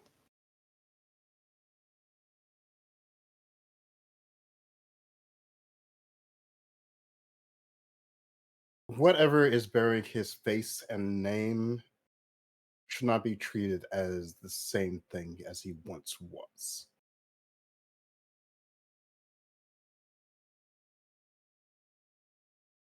Is he?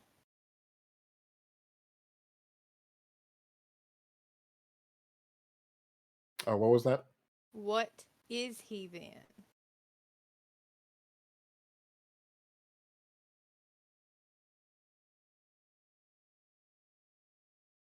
Something along its way of becoming a haint.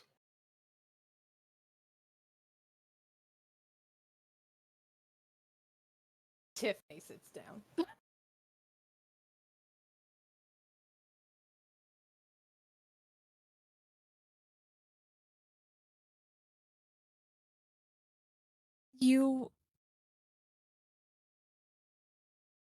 She's having a hard time like parsing through this. Is this thing using his face, or is it him?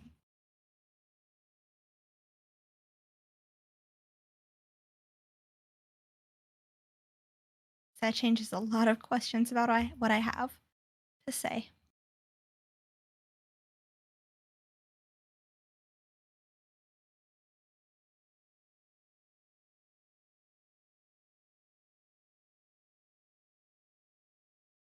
It used to be him.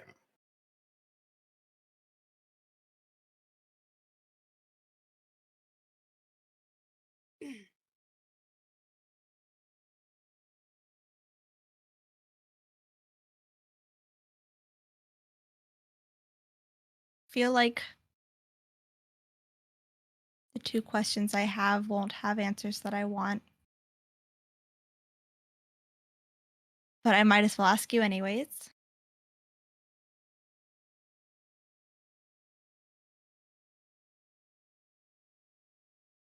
What is he now in comparison to what he was?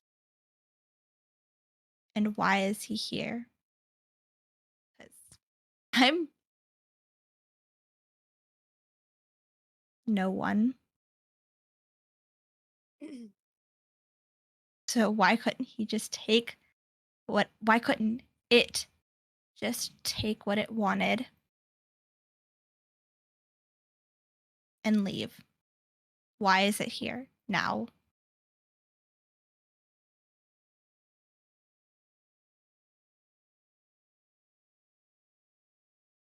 Like I said before, it's something on its way of becoming a haint. It is not one yet.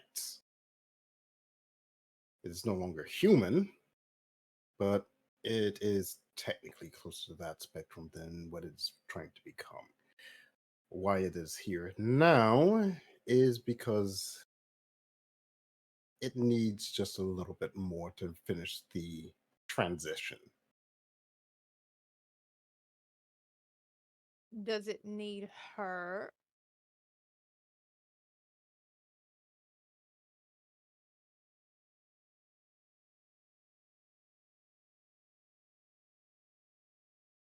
It needs something she had, and I'm glad to know that it doesn't realize she doesn't have it anymore.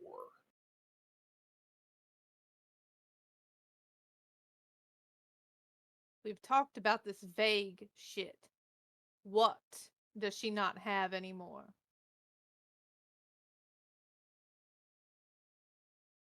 A very vital memory that is acting as the last, let's say, anchor for your husband. You son of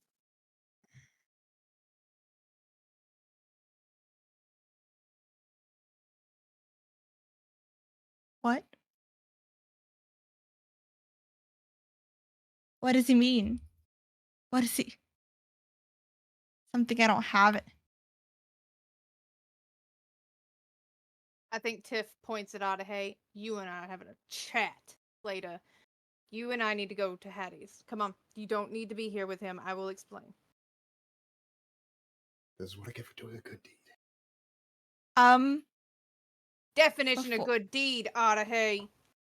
Before we leave, I want to ask Adahe one last question, and it is, if it's not complete, can I get him back? I'm going to tell you right off the bat, it is not worth that risk. I don't know what worth is to you. I don't know how long you've been alive or what you've seen or what comparison you have to anything that is worth to you. But to me, he is worth everything. And if he is not dead, then I will do anything for him. So tell me, is there a possibility I can get him back?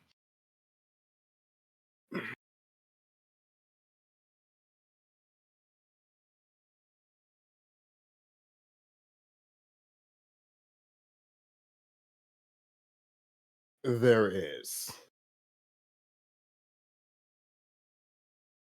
A slim one. And it will require you to become something worse than he is trying to become.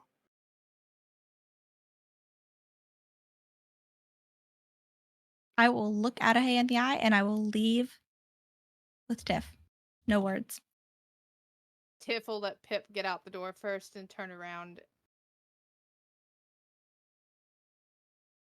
I will make whatever deal you want. I will do whatever I need to. You do not give her that memory back. No deal needed. It's in my best interest that she doesn't get it back. Thank you. And we're going to go to Hattie's and have a conversation on the way. All right. So it's a little later in the day.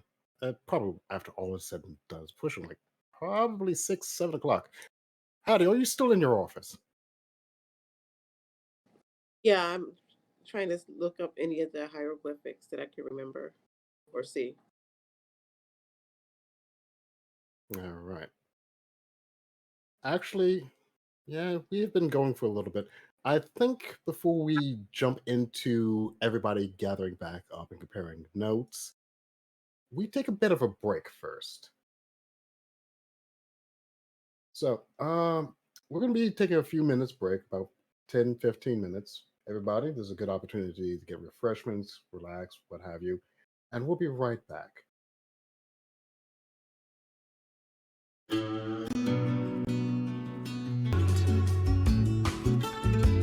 Through the sunrise. All right. And we are we back? Yes, we are. All right. Welcome back, everyone. We are now for those joining us, this is Speakeasy Conspiracy. We're coming back. We just had a lovely, lovely quasi visit from the past, some exposition happening, and a check in on the latest couple in the series. Well, yes, latest. There's, Define those two things. I mean, Which I'm- one was the knowing result from the past, and which one was a new couple? This is a joke. This is a joke about Timothy, and I'm sorry. I mean, even if it was a joke about Timothy, you wouldn't be the newest couple. But That's an old flame. Oh, I mean, it's the old flame with living Timothy, with He's still half alive. haint Timothy half haint, which is a great name if I say so myself. It's a new half thing. haint. That is a good name. Moth. I will agree. New Timothy's name is Moth. Confirmed. I'm- All right, I'm Mothman. sorry. I did it! Timothy is Mothman. You did Timothy it, is Kaylee. There Mothman. you go. You did Welcome it. to the club. You broke him. Good job. You are one of us. All right, I'm sorry. I'm sorry. I'm gonna die now. So remember me I say that fondly. every time I do it. I'm not dead yet. So that is fine. That is fine. There's Are you no making problems. a note somewhere? Just personal interest. No, I'm not making a note. I mean, Shots! Shock, You got him to do shots, Kaylee. shock, shock, shock, shock. For terms of services conditions, I have to stress that was technically not alcohol. It was syrup. It was syrup. it was syrup. Shock is Mhm. sick. He had to take cough syrup. Mm-hmm. Exactly. Are you saying I make you sick, Shock? Not in so many words.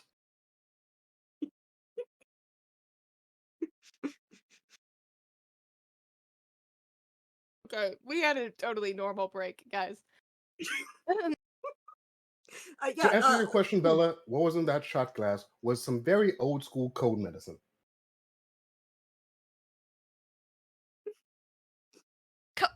I'm not gonna say it. I say every fucking Singularity stream. I'm not gonna say it. Okay. Not that old school. Okay. Don't Alright. have to lie to us, Shock. We understand. If I was going to do a bump, it would not be in liquid form.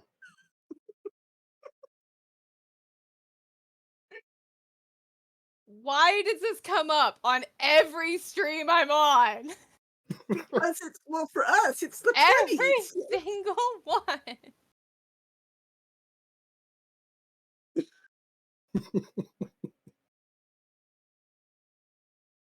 Okay. I mean, We're getting the team back together. Let's go. Yes. We had left off with the focus back on Hattie in her office, as it is going late in the afternoon, about 6-ish or so. And I believe we had already established that Hattie was still working on those papers, correct? So she was looking, trying to look at, sorry, I missed hieroglyphics. Yes, the hieroglyphics. Let's see. Does Hattie have any special skills for that? Let me double check. If you did give me an updated character sheet, so I can actually look at that directly. Would it be? Yeah, I believe it would be anthropology. That would be the. archaeology is a subdiscipline of anthropology. Yeah. So I will ask that you give me a anthropology check at your half score. However, because you do have access to your university resources for this research, I will also add a +10 on top of that. So you're Okay. half +10. Got So you have to roll under a 48. 37. Okay. So you don't have much difficult researching the hieroglyphics on the chalice that you had found. Just out of curiosity, did you take out the chalice and examine it directly, or did you copy down the hieroglyphics and research them that way? I would have copied them down because I don't want any light to get on it before I know what's. Okay. Now, refresh my memory. Is the university library attached or a separate building? I do not It recall. would be attached. Okay. All right. The big universities. That's what I thought. Some big universities have a detached library as its own separate building. No, but I would take that job if you give it to me. Does it pay more? No, the librarian does not get paid more. There's Okay. actually a deduction in pay. Oh, never mind.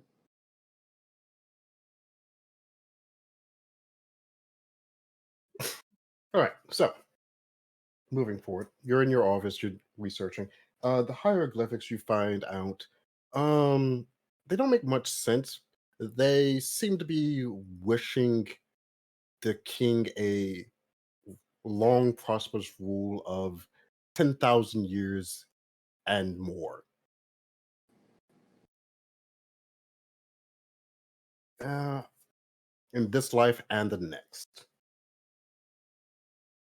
But like I said, it does contain a lot of iconography of the sun god Ra, in particular hawk wings and the sun disk.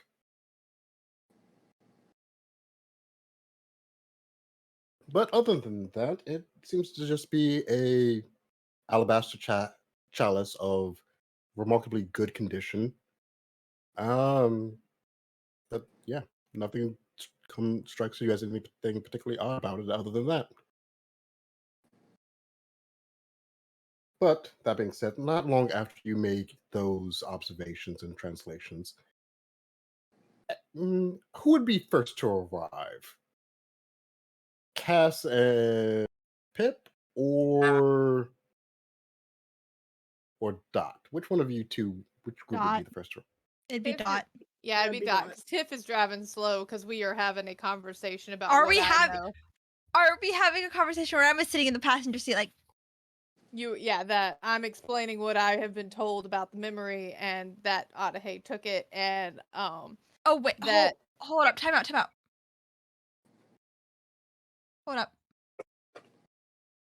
Go ahead with your Dot scene first. oh no, I'm in trouble. This is good. Yeah, you're in trouble. Please go ahead with your Dot scene. Thank you. Continue. Dot would be first. So being polite would knock on Hattie's office door. Is there anyone around in the hall?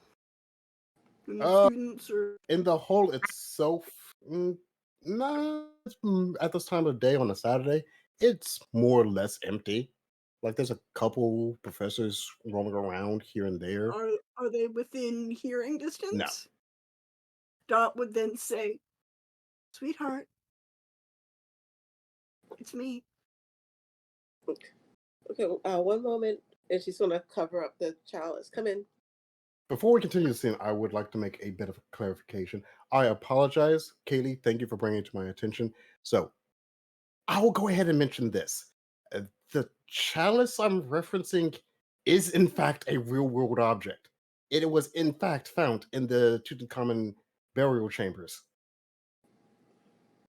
And, Kaylee, you would be correct. There is no sun disk symbol on it in itself. Yeah, It because does- Tutankhamun was the son of Akhenaten, famous for fucking up Egyptian religion. Yeah, but he hard 180'd on that. Okay. Did Okay. because he He was did. mostly because he was so young. How would he? All right, I think we're gonna have an archaeology discussion after game, y'all. Probably. Look, do you guys want me to be archaeology Kaylee, or do you guys want me to be romantic Dottie? Mm. This is not a history stream. This is very much is a history stream. History stream. We established this. Yes. Okay, this is a gay love stream. That doesn't mean it's not a history stream. It can be both. Go do that. I am- We'll talk about the other thing afterwards. Go. Yeah, okay. So once it's covered up, once Hattie opens the door, Dot will enter and close it behind her, and she will take Hattie's hands and give her a polite kiss. Hattie normally would make that more than polite, but she's preoccupied by what she just got. Sweetheart, is something wrong? Someone brought this and said not to let it touch sunlight, and she will just reveal it.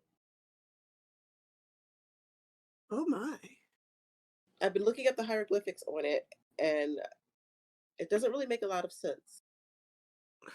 So I had a visitor at the tea party earlier. Oh, right, that was today. I'm sorry I missed it. No, darling. No. It's fine. Yeah, I was You waiting. had work. And probably for the best. But do you remember who dropped this off? Do you think you could find them again? It would be the person dressed like they're waiting for a blizzard. I didn't see them. I had a visitor from the agency earlier. Okay. Apparently, they want me to look into the gentleman who bought this, and apparently, they want this cup. This was a stolen artifact. Do you know why it would have been brought to you? I don't see a cup. I don't know what you're talking about. The chalice. Chalice. I don't see a chalice. I don't know what you're talking about. I don't know who it is. If somebody's stealing things and your employers want them, I don't know anything about it. You say this with You the pointed cup it in out to her. question You on showed the her. case. Yeah. Sweetheart. Yeah, your employers. I think don't you have a know. little bit of Mary showing right now. Shut up, Shock. Don't you know the Janieverse? They're all in it together. I'm sorry. I don't trust your employers, especially with something like this that belongs in Egypt. You're not wrong. And I don't think they're going to return it. Well, they would return it to the British, who legally Yeah. own it. Yeah, I'm not going to release this to you or anybody that you work for. I'm sorry. I know that's. No, I mean, I don't know how good I can do. however, we might not want to keep it.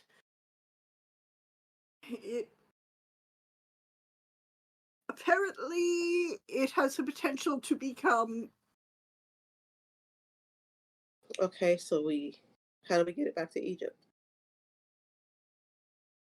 Mail? Give me.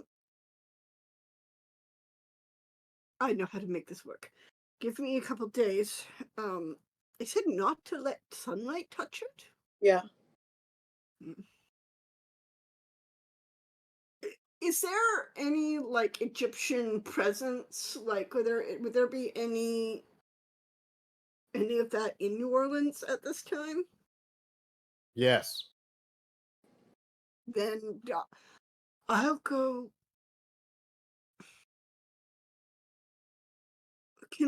Could you object to taking it back to the house so we can put it in the priest hole? Which the one with the missing alcohol bottles? Yes, the one behind where the alcohol bottles are. But they're there. They're not, they might not be there right now. The alcohol bottles, they might be missing. What, darling? He would just like give an exasperated sigh and kiss Hattie on the forehead. You really have to stop. You know what? You know who took them? The British. The British took Yeah. my alcohol. Yes. I don't think the British would have the reputation of stealing literally everything that is not nailed down on fire in a cultural sense as of yet in this time period. Well, they took the alcohol. My dear, if the British agents have discovered that hole, we would have far deeper problems. Okay. She just reaches up and like cups Hattie's cheek and says, "You are the worst liar I have ever met." Okay, yeah, but I don't need to.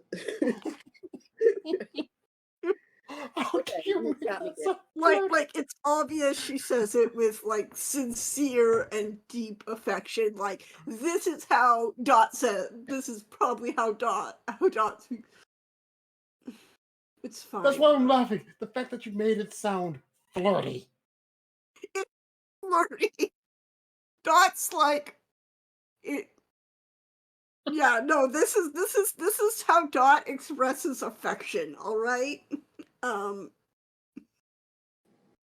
I I got a break kiss Shock now, right? again?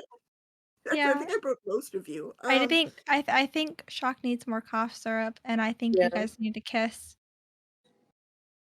I already did once. All right. Okay. All right. 1, 2. Who's counting? You apparently. I'm trying. But it should be like kissing when you the other two. Yeah, are- we need a box in the corner of kissing. Hold on, Ginny. You want us to walk in and get like dirt on you too? Why would that be dirt? Oh yeah. Yeah. why not? No, we have illegal. lunch. We have lunch. We talk. Not to mention, one of them's a crime boss and the other's Pip. What is that supposed to mean? Yeah, what does that mean, Chuck? Pip, would you care about Hattie and Dot kissing? The real question is, will that information get me a leg up in a situation in the future? Given the time period, yes, it would. Then yeah, I care a Oh. lot. Yeah, no, you would. I would have I assume that we're both Hey, doing our best. Haley, you don't know that though. No, that, though. but Dot does know that.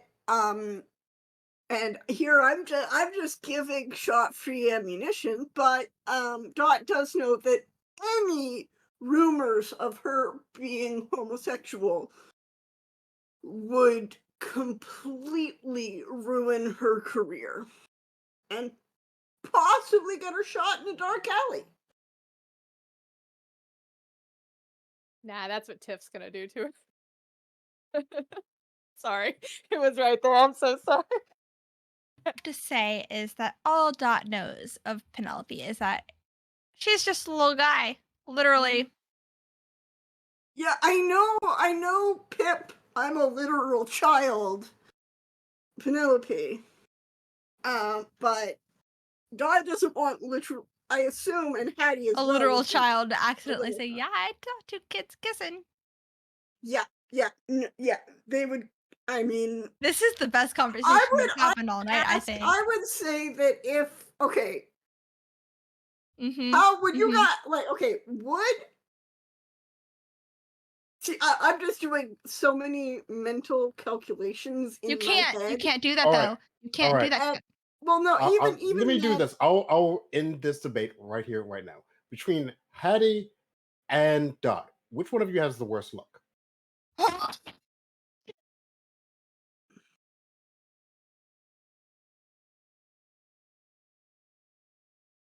Hattie's luck is 60. All right. Sorry, somehow I lost my character sheet. My luck is 55. All right. Could I get a luck check from Dot, please? Oh yeah, great. The one that has the most luck. Okay. Don't fail me now. This is my first roll in 3 fucking months.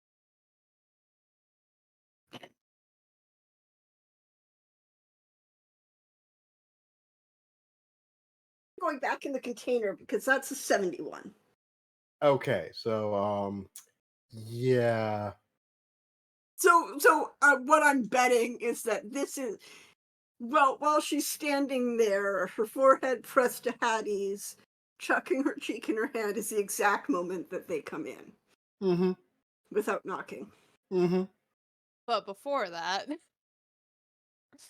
I'm in trouble.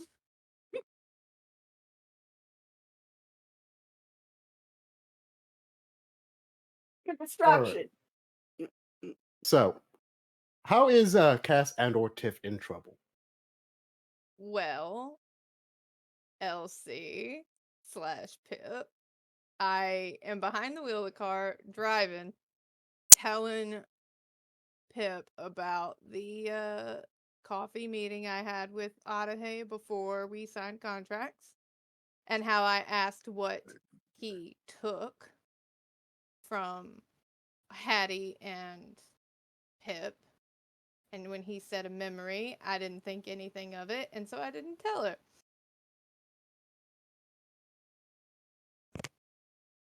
So the first start of this journey before the conversation started was probably like a little bit normal, I would say. Like two guys sitting in the car, driving, vibing. And then the conversation started. And that's when the gears start turning. And I feel like after Penelope mentioned to Tiffany that Adahe took something, that it kind of left her brain. There was a lot that happened in between that time period. So it was there, but it wasn't at that forefront of her memory. And this revisiting of it, this knowledge that it was a memory, that over the last 5 months, the last dinners, the last time she spent with Dolph, the last time she spent with Tiff, family dinners, getting to know everything, just becoming very involved with the family. And it just never came up that it was a very personal, deep rooted thing, very like intimate memory that was taken. Was just didn't cross her mind as important. There is a sharp look, like a very like pointed turn of her head of, I'm sorry, say that again?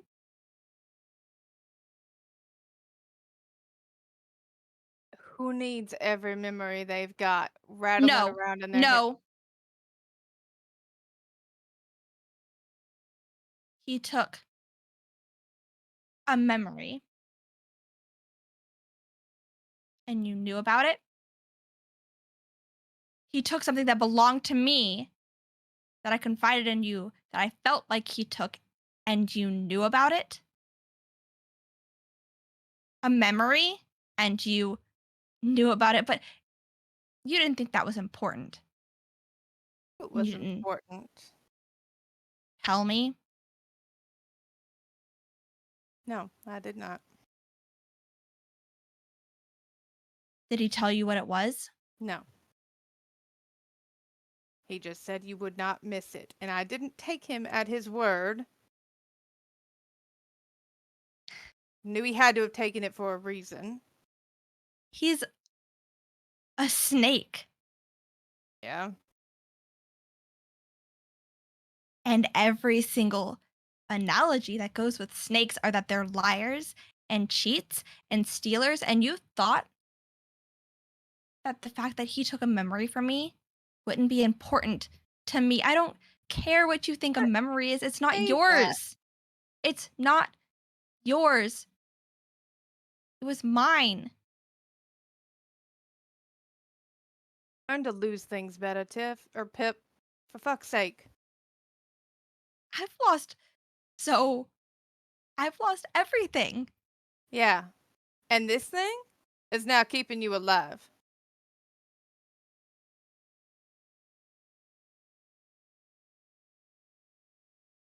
I better be alive at the end of this or I'm going to haunt your ass. You won't be alive at the end of this if you go about trying to save that little twit. Everything you have left of yourself will be gone. And I'm sorry, Penelope, look at me. I'm not going to let you do that. I don't think that's yours to call. Yeah, I'm not going to give you a choice either. Good luck.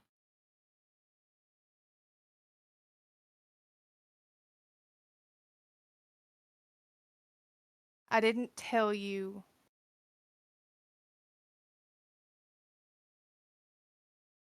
to hide anything from you. I didn't know what he took it for. Now I do.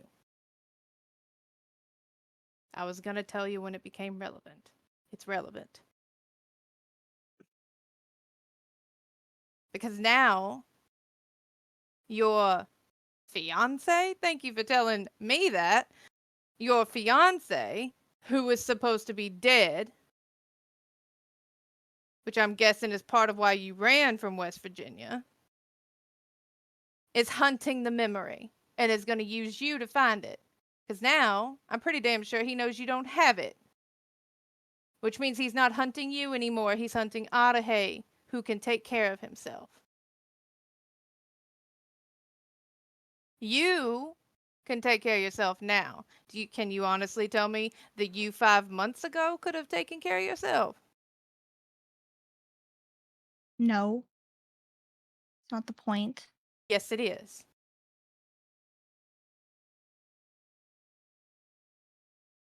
And I didn't tell you I Welcome had to a fiance because it's not a fiance if they're dead. Welcome to being marked by these things. Everything is stupid and relevant and doesn't mean anything all at the same time. I'm not going to thank you, and I'm not thanking him. You thank me. I did it for you.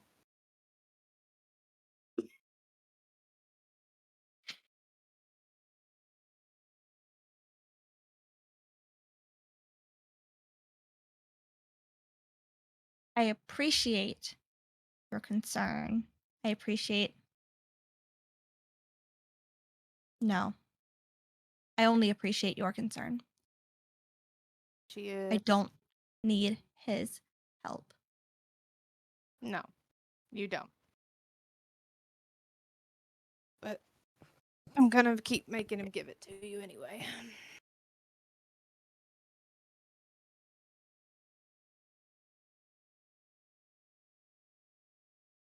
How much farther?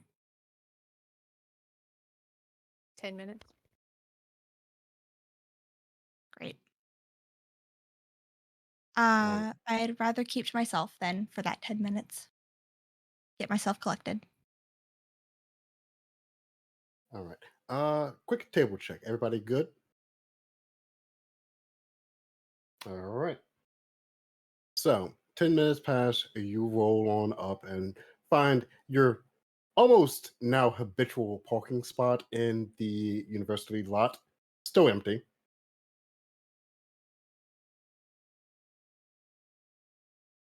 Pull up and I hand Pip a handkerchief. Still got some tear tracks on your face.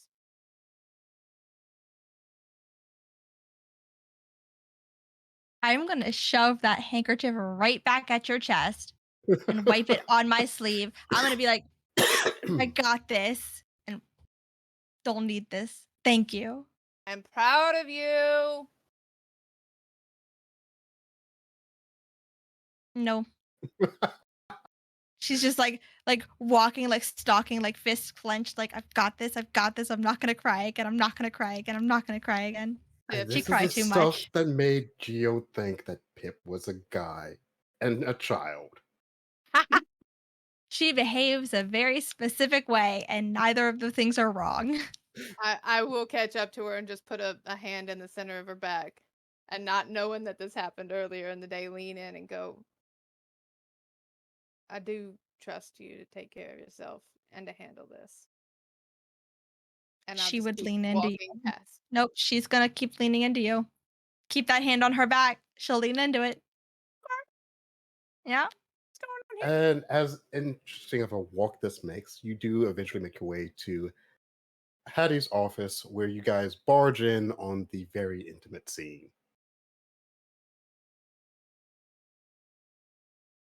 Fucking finally. Caught you in the act. Ha ha!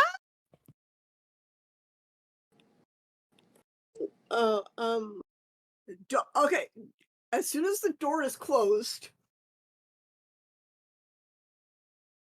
Dot will defiantly kiss Hattie one more time. And then she will turn to Tiff and say, need I tell you to? But she's definitely, I'm sorry, she definitely thinks of Tiff as the threat here, Pip. I know that's what's going to get her killed. No, that's the point. Yeah, That's I the know. point. You got it. But she definitely, like, locks you. Need I say the two of you, that if any of this, if there's even a rumor, I will kill you. Oh, please. Like I have any leg to stand on.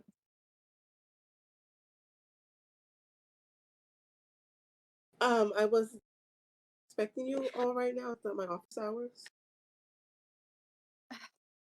I missed lunch. I'm sorry. I apologize. I got distracted. It's my I don't fault. know I'm who sorry. you are anymore. I don't know who you are. Hetty, come on. She will, like, she'll like, fuck, it's out now, and she will hold. She will definitely, if Hattie doesn't resist, she will hold Hattie's hand. Yes, I Yeah. will, and I will. I don't know who Tiff is though, because I had a lunch date with someone named Tiff who didn't show up. Hattie, come on. We're You going to family dinner tomorrow. Come You on. are Mama the made your worst favorites. liar I have ever met.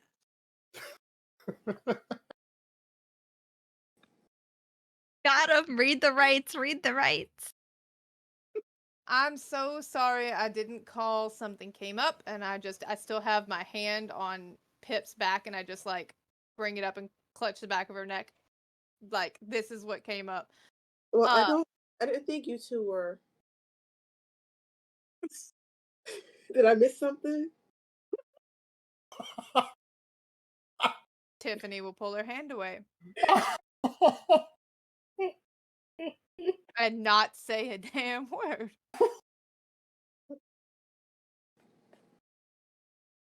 Penelope has no idea what you're talking about, and that is not me saying she's pretending she has no idea what she's talking about. She's just like, I missed the boat. Yeah. Over Yeah, her head. and Tiffany's just shooting Hattie a look like, shut.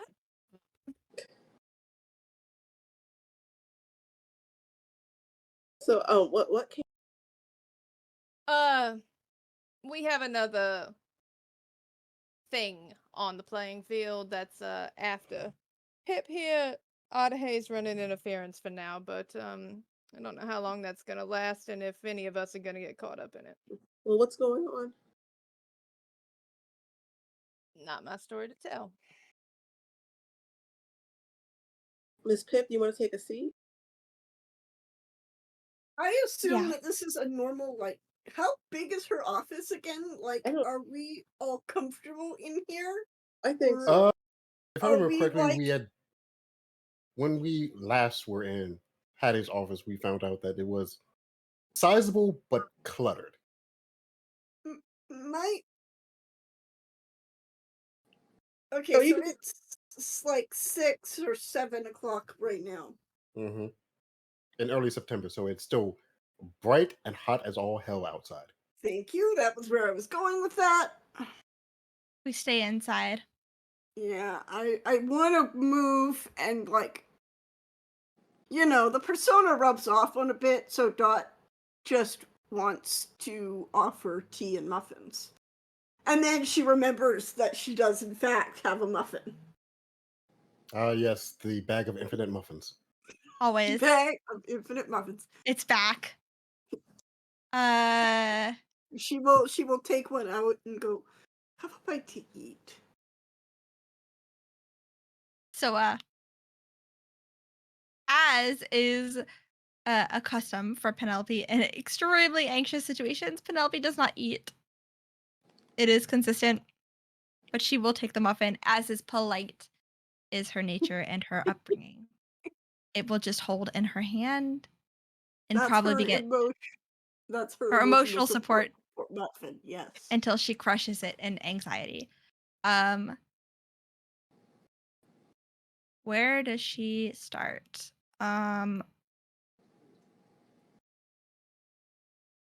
There is, and this is completely Penelope's feelings, a look towards Dot, knowing the governmental affiliation. And there is an extreme hesitance, but now that it affects all of us, she will begrudgingly start to talk about how she got to this position in her life. And that is to say, there was a time where she was a nurse.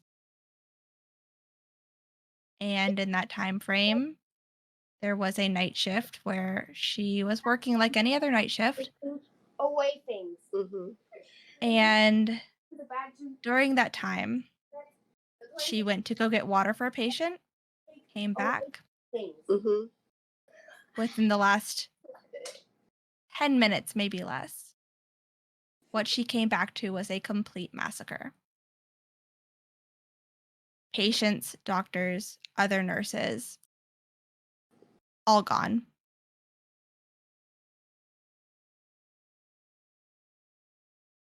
And if you asked her what happened, she could give you no answer, except that there was something that left the scene. Could not tell you what it was, could not tell you what she saw. Her objective was much too focused on saving what couldn't be saved until she heard noises down the hall of a disturbance and she ran. They saw her leaving out the same window and she jumped and ran to the only thing she knew, which was her fiance and his house. And when she opened the door there, she found the exact same situation.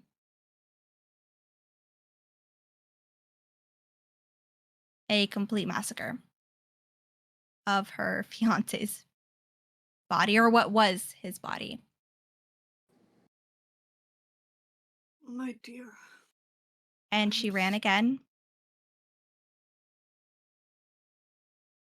And her sisters helped her escape. And there's a sequence of events that led her back down here. And what she saw today was what claimed to be her fiance. I am so sorry.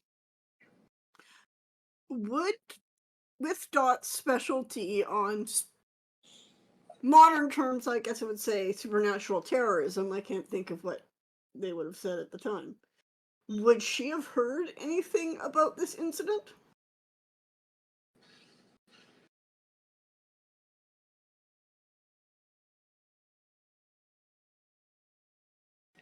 I would imagine, but there's a chance that you wouldn't have. So I'm going to ask you for a. What check I'm going to ask you for?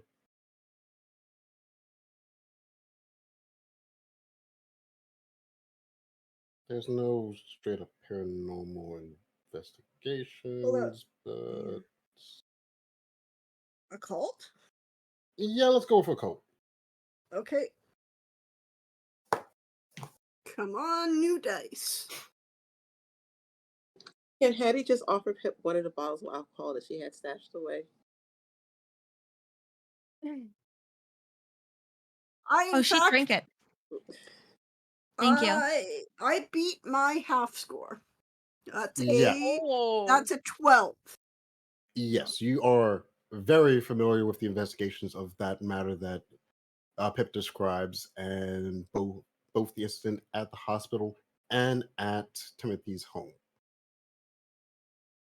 Have there been any investigations that I might know more about it that I could update Pip?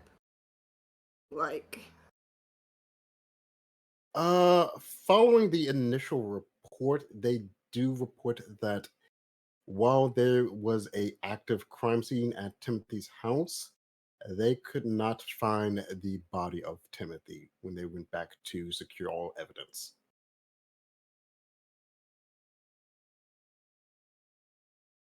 I heard about this, Miss Penelope. Then you can understand my reluctance to Of course. divulge. You've been through quite a lot. The report did say that there was a person they thought was at the center. The good news for you is they assumed that you had been consumed in your entirety.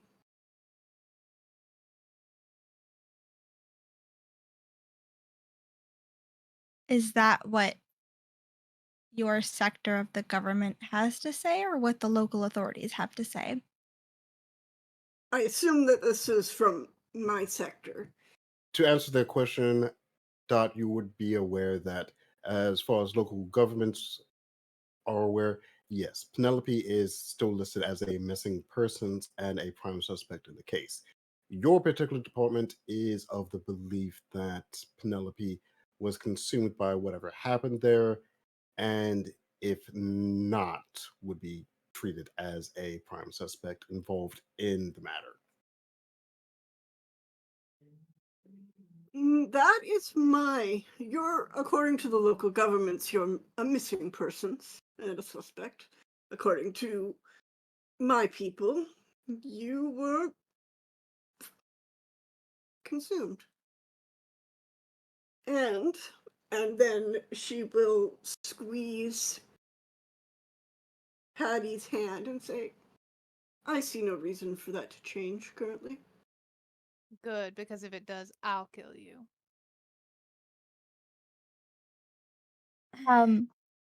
When you mentioned according to the local authorities, Penelope absolutely like feels at her wrists where there are a residual of scars from the first time she was able to escape local authorities. And be like, yeah, according to them, I'm still the prime suspect of my fiance in the murder of 10 people, which doesn't seem very likely for someone like me to do, but I appreciate the investigations of your department.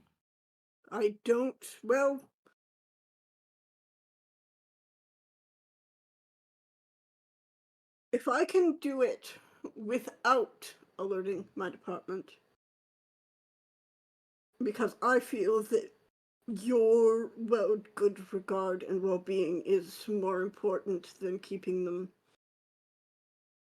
aware of everything, but I do want to understand what is happening, because you're not the cause, but it does appear you were the common factor for both your fiancé and your ward to be targeted. I'll cooperate as much as I can, Miss Dot. That's all. That is all I ask. And again, But you have to understand, I don't have anything else than what I have accumulated thus far. This was not my life. This was your life. This was Miss Hattie's life, Tiffany's life. What do you mean it was my life? You know much more about the occult than I Sweetheart. do. and she will gesture to the racks of occult paraphernalia. She has a point there. I came into this knowing nothing, and I still know, compared to you all, next to nothing. But I don't want anything else except to go back to what I had, and I don't even know if that's possible yet. Well, I didn't have anything to do with that, but this is what I found, and she like cover off of it. She says it like this. She says, I had nothing to do with that, and then and this is what I found, and she takes the cover off of it. These only the smoothest of transitions with Hattie. Only. Dot shakes her head fondly. Can I ask you over for tea sometime in the next week or so, Miss Penelope? How often is your house under surveillance by your people? Not often. The That you're person that aware of. though I do, as long as I do make my regular report tomorrow. Good, you'll miss dinner. I'm invited to dinner? No. Then I won't be. It's nothing against you, Dorothy. My father would probably just shoot you because you're a cop. Not a. Governmental employee, fine, but Technically, I'm a soldier, if that helps. Not really, no. Fair enough. A neutral location would be preferred if you want tea. The I hotel would seems to be prefer. that. I mean, I You're would personally prefer somewhere where I could be Mm, sure we wouldn't be overheard. Well, here are the notes that I took. I need to go. hang on. Wait, what did you Honey, find, Hattie? honey, you're my ride. Honey, I'm taking you. No, Could it's I fine. just take one quick moment? Was Pip trying to get Dot lost in the hotel by suggesting no, that as a neutral no, location? No, we established no. Mrs. Red is an incredibly helpful person, We okay? weren't even gonna go to the 13th floor. It was just the place where we met already. It was a nice little cafe. It was fine. We won't go up to the floors where we got lost. I don't know what you're talking about. Right. Okay. No, for real though. That's pretty funny though. Okay, for real. Really, look me in the eyes. Yeah. Okay, you do not intend to get my character No, killed off in a no, creative way. Okay. no. For real. I was like, Elsie was like trying to figure out a really, really neutral location of a cafe we've all met at before, and that was the only one I could think of. I still think that we should have at one point gone for a manicure like we all joked we were going to. Honestly, at this point, I think a relaxing manicure is in the cards. I'm not gonna lie. Yeah, let's Okay. So, Okay. all Okay. right. Bring it in. Sorry, Back in. bring it in. Back in. Meanwhile, back at the point. Okay. Meanwhile, back at the ranch.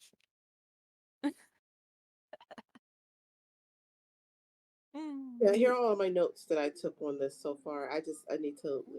Where are you going and what is this? Why is it dark in here? Why Because is it dark in here? that's not supposed to touch the sunlight. Some guy came in earlier and said that, but I'm going to go buy some shoes for Dot because I lost hers. Okay, all right. Hattie, please No, don't. Hattie, no, darling. Just, I'm your ride home, babe. I could find it. Look, y'all need to No. stay. Y'all can't. Well, This was it's given to fine. you. We don't know what the fuck is happening here. Tell us. It was stolen from. Oh, come. You've watched the news, Tiffany. Listen. But yeah. Continue. You've read the news. Whatever. I know what time period I'm in. Listened. No, we probably still wouldn't have real household radios yet. So all back to red. No, we No. read videos. Yeah. Household radios were a thing. So This is okay, from- fine. You would have This is listened stolen to the from Africa. news. It's stolen from Egypt in Africa, Okay. and the British want it back. Fuck the British. What is it? What? It's a chalice. The hieroglyphics on it didn't make much sense, but Dot says that her people want it, and I would throw it into the river before I give it to them. So I am going to return it to Egypt. Via what channels? Because Was hoping to make contacts with the local Egyptian population. can I look at this, Shock, and do some sort of roll? I haven't made a roll all night. Yeah, you can Yeah. look at it. Want to go? Please don't touch it. So Dot, I'm gonna touch it. I know better. Would this be a think Cthulhu roll or an occult roll? Or what would this be? I mean, for you, yeah, I would say it would probably be an occult check. Okay. 27 under 77. Right. I have priorities, guys. My points got put in the very important places. Yes. So, you examine it, surprisingly enough, without touching it, and with your experience with similar matters, you can confirm that whatever the thing is, it has some sort of power behind it. but it is very much different than anything you are familiar with. That being said, if anything, from your own perspective, this power feels like warmth, life, like the promise of a new birth. Hattie and Dorothy, you mind if I hide this somewhere where it's less likely to get found than, an academic's office on a university campus? I was going to put it in The same a place we found space. Dustin? No, I have another hiding place. Technically it's within that, but she didn't How find where I keep my about files. how about deep in the bayou surrounded by a lot of wards built to keep things out? My space doesn't have windows. Neither does mine. Hopefully it won't be here long enough. I would rather keep it close so I can ship it out as soon as I make the right contacts. I mean, I promise to bring it back if you can. I just don't think we should leave it in the city. City is the best place, but can I make an occult or something roll to see where the best place to store it would be?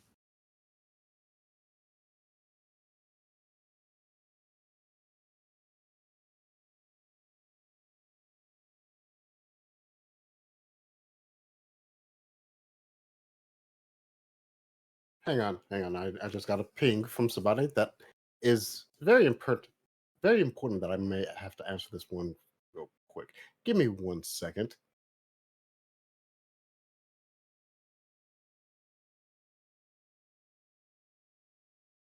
And I'm gonna mark my occult because Oh, I just yeah. remembered that that's a thing. Yeah.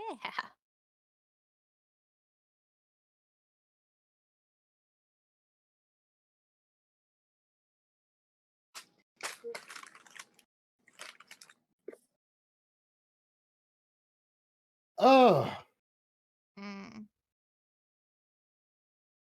you know what? Yeah, sure. Go ahead. You can give me an occult check to see if you can figure out a good place to hide it. I could just take it back to Egypt myself. I do not pass that. Family road trip. Oh no, I could just go by myself. You all can just stay here. That's fine.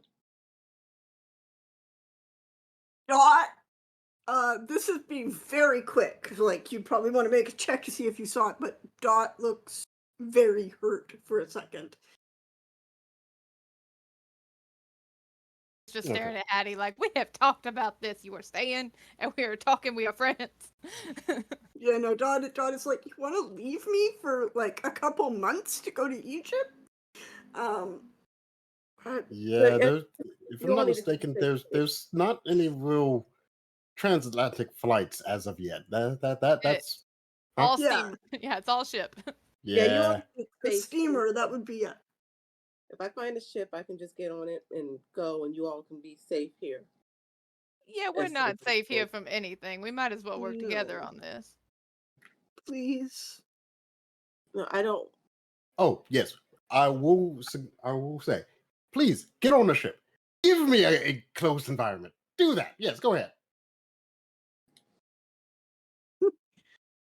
Dorothy, am No, I no. good? Okay, hold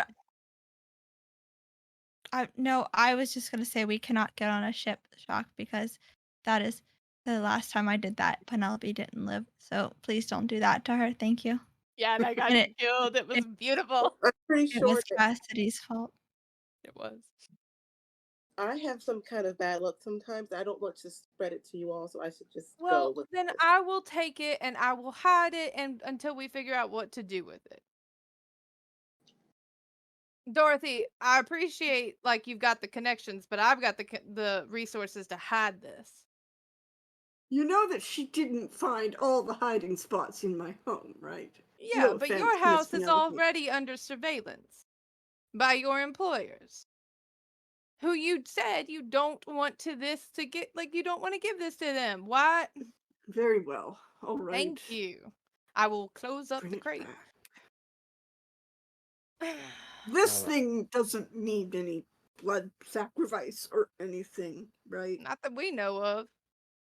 Look, just don't give it back to the British people. I'm gonna No. ship it straight to Egypt. If the British get their hands on it again, then, well, that's out of my hands. They are kind of running the place. I'm going to sell it to my superiors as this is the more subtle route of dealing with it. Since it had not been removed by the country by the British yet, we will simply send it back to its place of origin. If it happens that some Egyptian patriots misplace it once it arrives there, well, that's hardly in my control. Right. All I care about is keeping things from being a threat to my country and myself. This thing would probably be less of a threat if it was back in the tomb, or at least back in the country from where it came. They have to talk about your priorities. Country, then yourself, then us. Like, we gotta have a chat. You will all die one day. Everybody dies. Hopefully not. Yeah, no, I'm sorry. I'm just picturing in my brain the whole fireworks and stars and stripes appearing behind. Yeah, some of them sooner than others. Greatest possible good for the greatest number of people. Miss Tiffany. Yep. Yeah. Okay. Sure. Okay. So no sunlight. You said a man dressed like he's ready to go skiing, and what else am I supposed to be on the lookout for?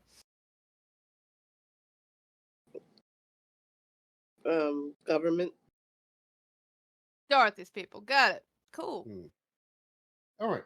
Dot gives a very, like you'd find them, sort of sniff. If you're I still should go put some distance between myself and you all. Hey, Hattie. Can you, Dot, could you two please give us a moment? Sure, I'll go put this in the car. Before you all leave the room, I would ask that everybody gives me a quick listen check. God damn it, motherfucker. Can't read that dice. You gotta be. Wait, do we have like a hero point? Can I have a hero point? Oh, Is that thank a God! thing? Listen is like I the mean, thing. we have penalties that haven't been triggered on you yet. Yeah, we've got a -2 that I'm aware of. I failed that badly. I failed that badly. I got rolled a 58. And I got 40. I got that by 5. Okay, you two paid attention. Yay! All right, so I mean, it was apt for me. So I would say that she just missed it because, I mean, unfortunately, she you is can emotionally. burn luck to make up the difference. You know what? What was our luck? Go for it.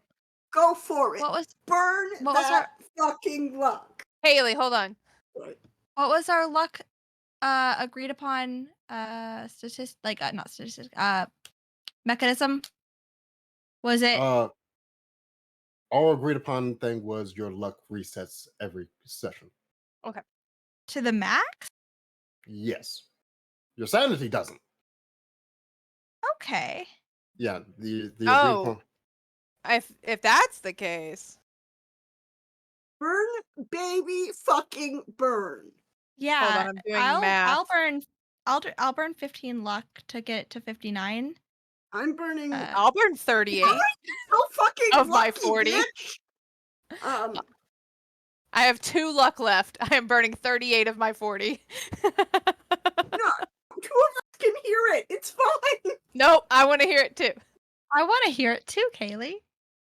Yeah, you have luck literally coming from your asshole. We're almost done for the night. We're almost done for the night. I don't care. Pizza.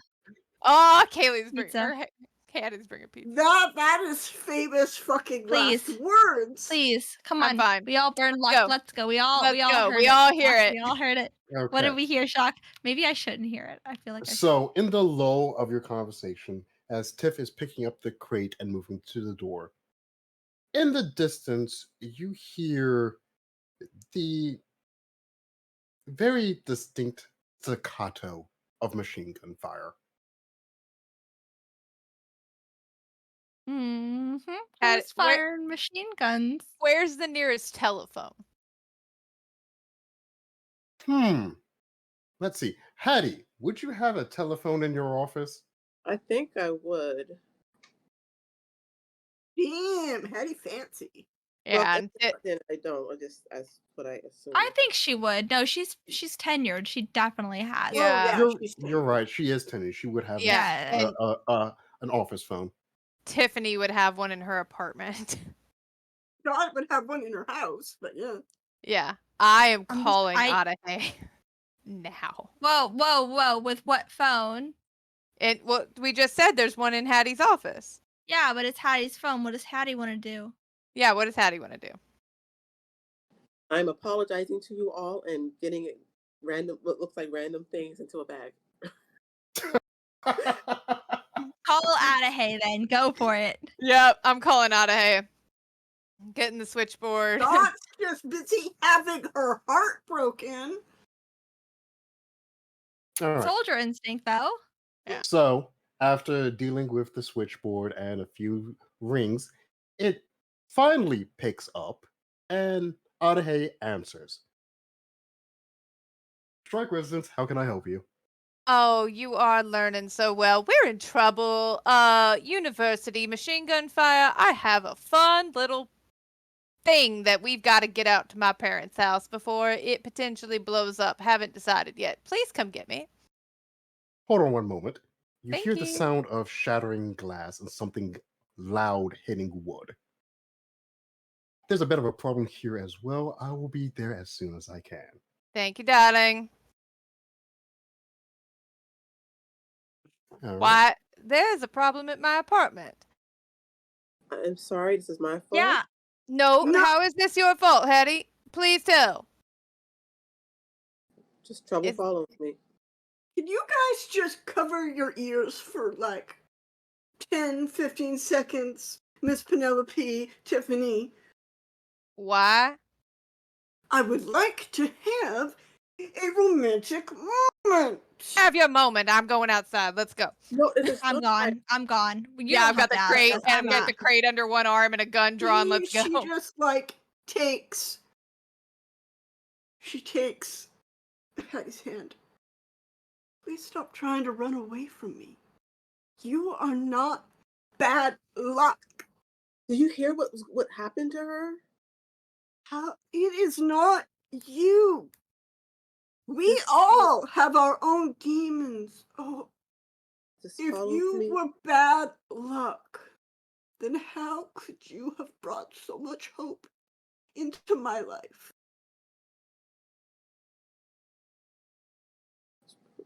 When I think of you running and leaving me for months on a steamer,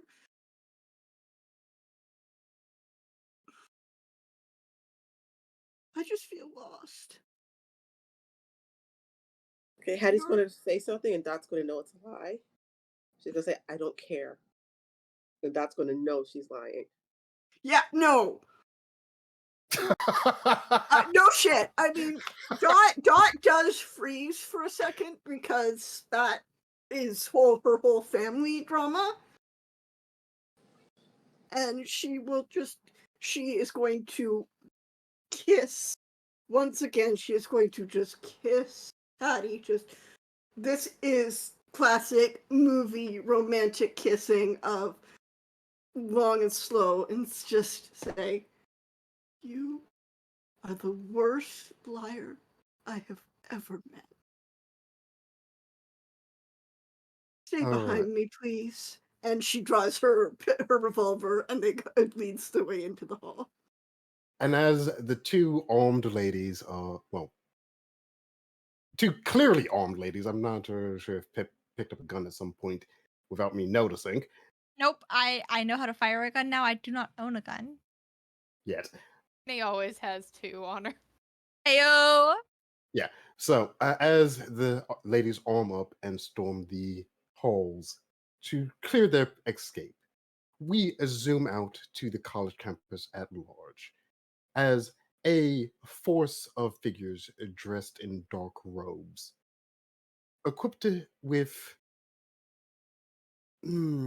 a surplus amount of World War I era firearms, surround and infiltrate the university.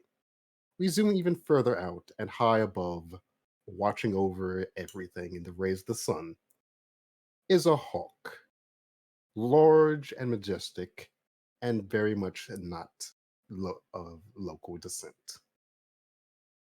Is watching very keenly the proceedings. And with that is where we're going to end it for tonight. We'll be coming back first. God damn it! I had this all prepared and it's fucking you up now. First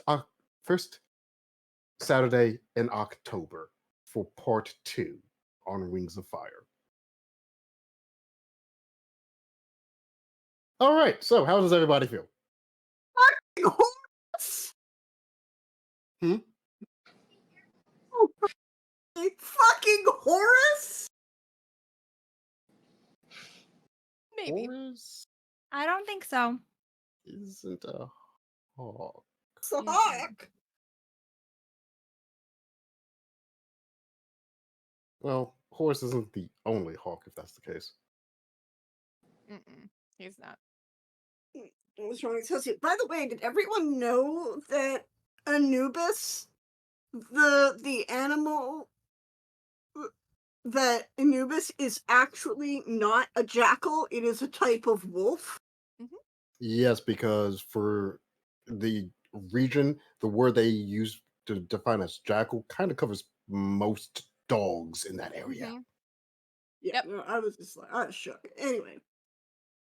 Shock, I rolled my occult check improvement. I increased it by 5. So I'm at 82 for occult. Nice.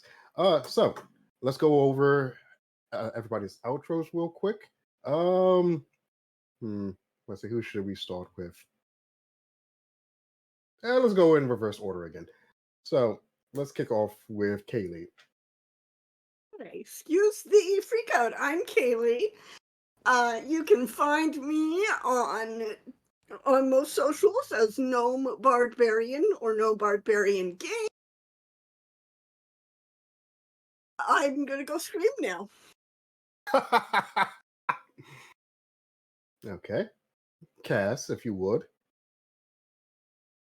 I am Cassidy Yoda Almighty. I answer to it all. I am actually on Blue Sky under Yoda Almighty now, so come be my friend.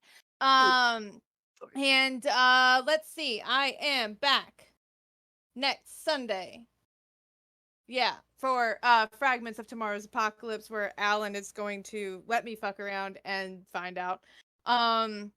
Yeah, we don't have someone very powerful and scary coming to my house for that game at all. Not scared. And then I will be with Shock once more over on Lost Caravan. We're playing Warhammer. We're all going to die. We're gonna die. It's gonna be I'm great. so excited to help with that. Shock literally is playing it like I'm playing a Sister Repentia who gets stronger when I get hurt.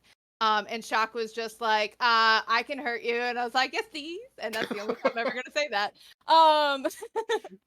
And then I will be back on Lost Caravan for the long-awaited second half of the For the Honor She-Ra game, where we are going to be there on the 22nd, which is a Friday, and back with Shock and Janie and LC for King's Gambit on the 30th, where we fucked around last session. We found out, and somehow the company card solves all the problems.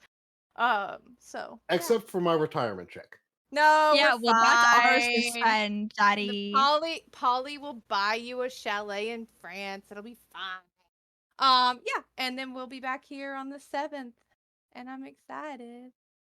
I get to shoot things in this game finally. Mm-hmm. It only took, what, 7 sessions? Well, I tried to shoot somebody the first game, and I rolled didn't real stick. bad. I rolled It- real bad. It didn't stick. No. So we go on up to Janie. Y'all know I don't do outros very well. I'm Janie Pot 7575 on social medias, and I'm going to mute myself now.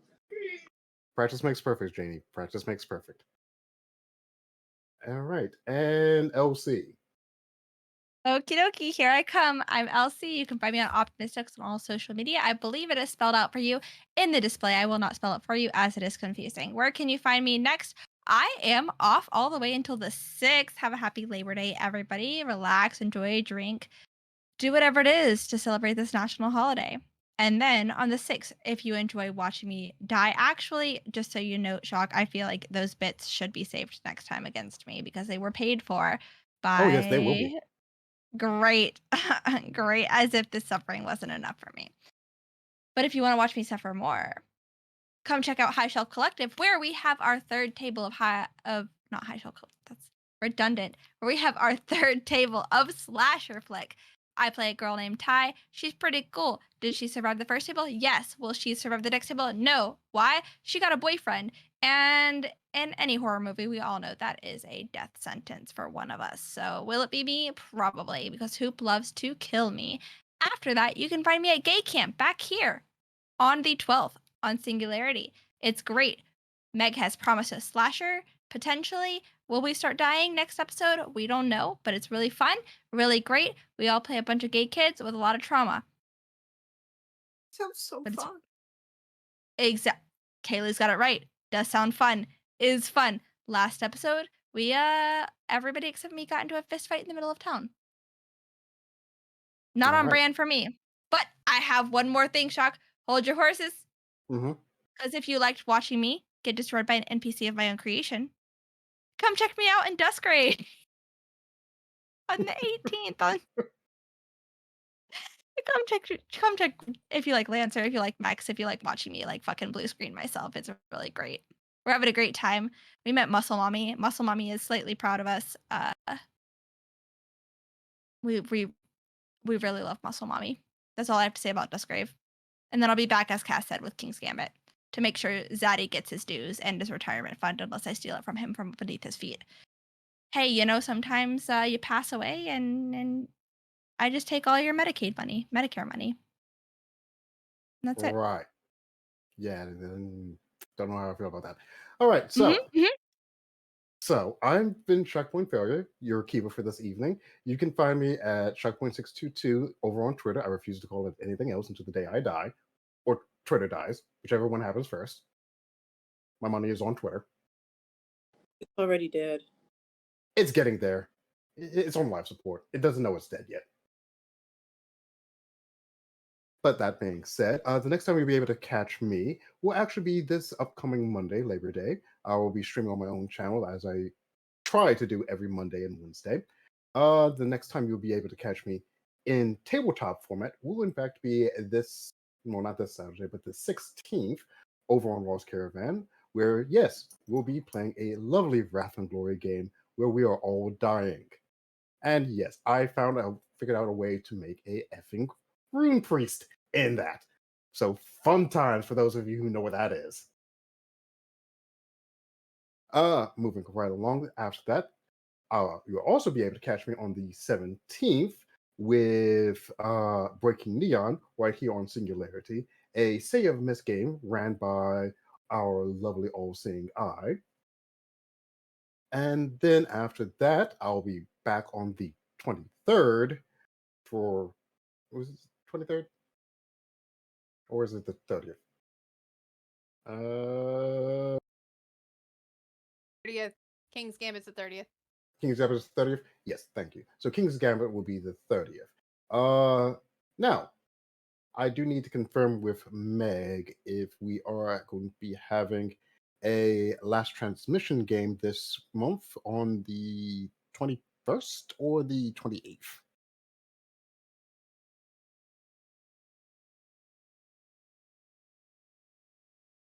Either way, sometime one of those Thursdays, there will be a lost transmission game as well over on Neon Lights.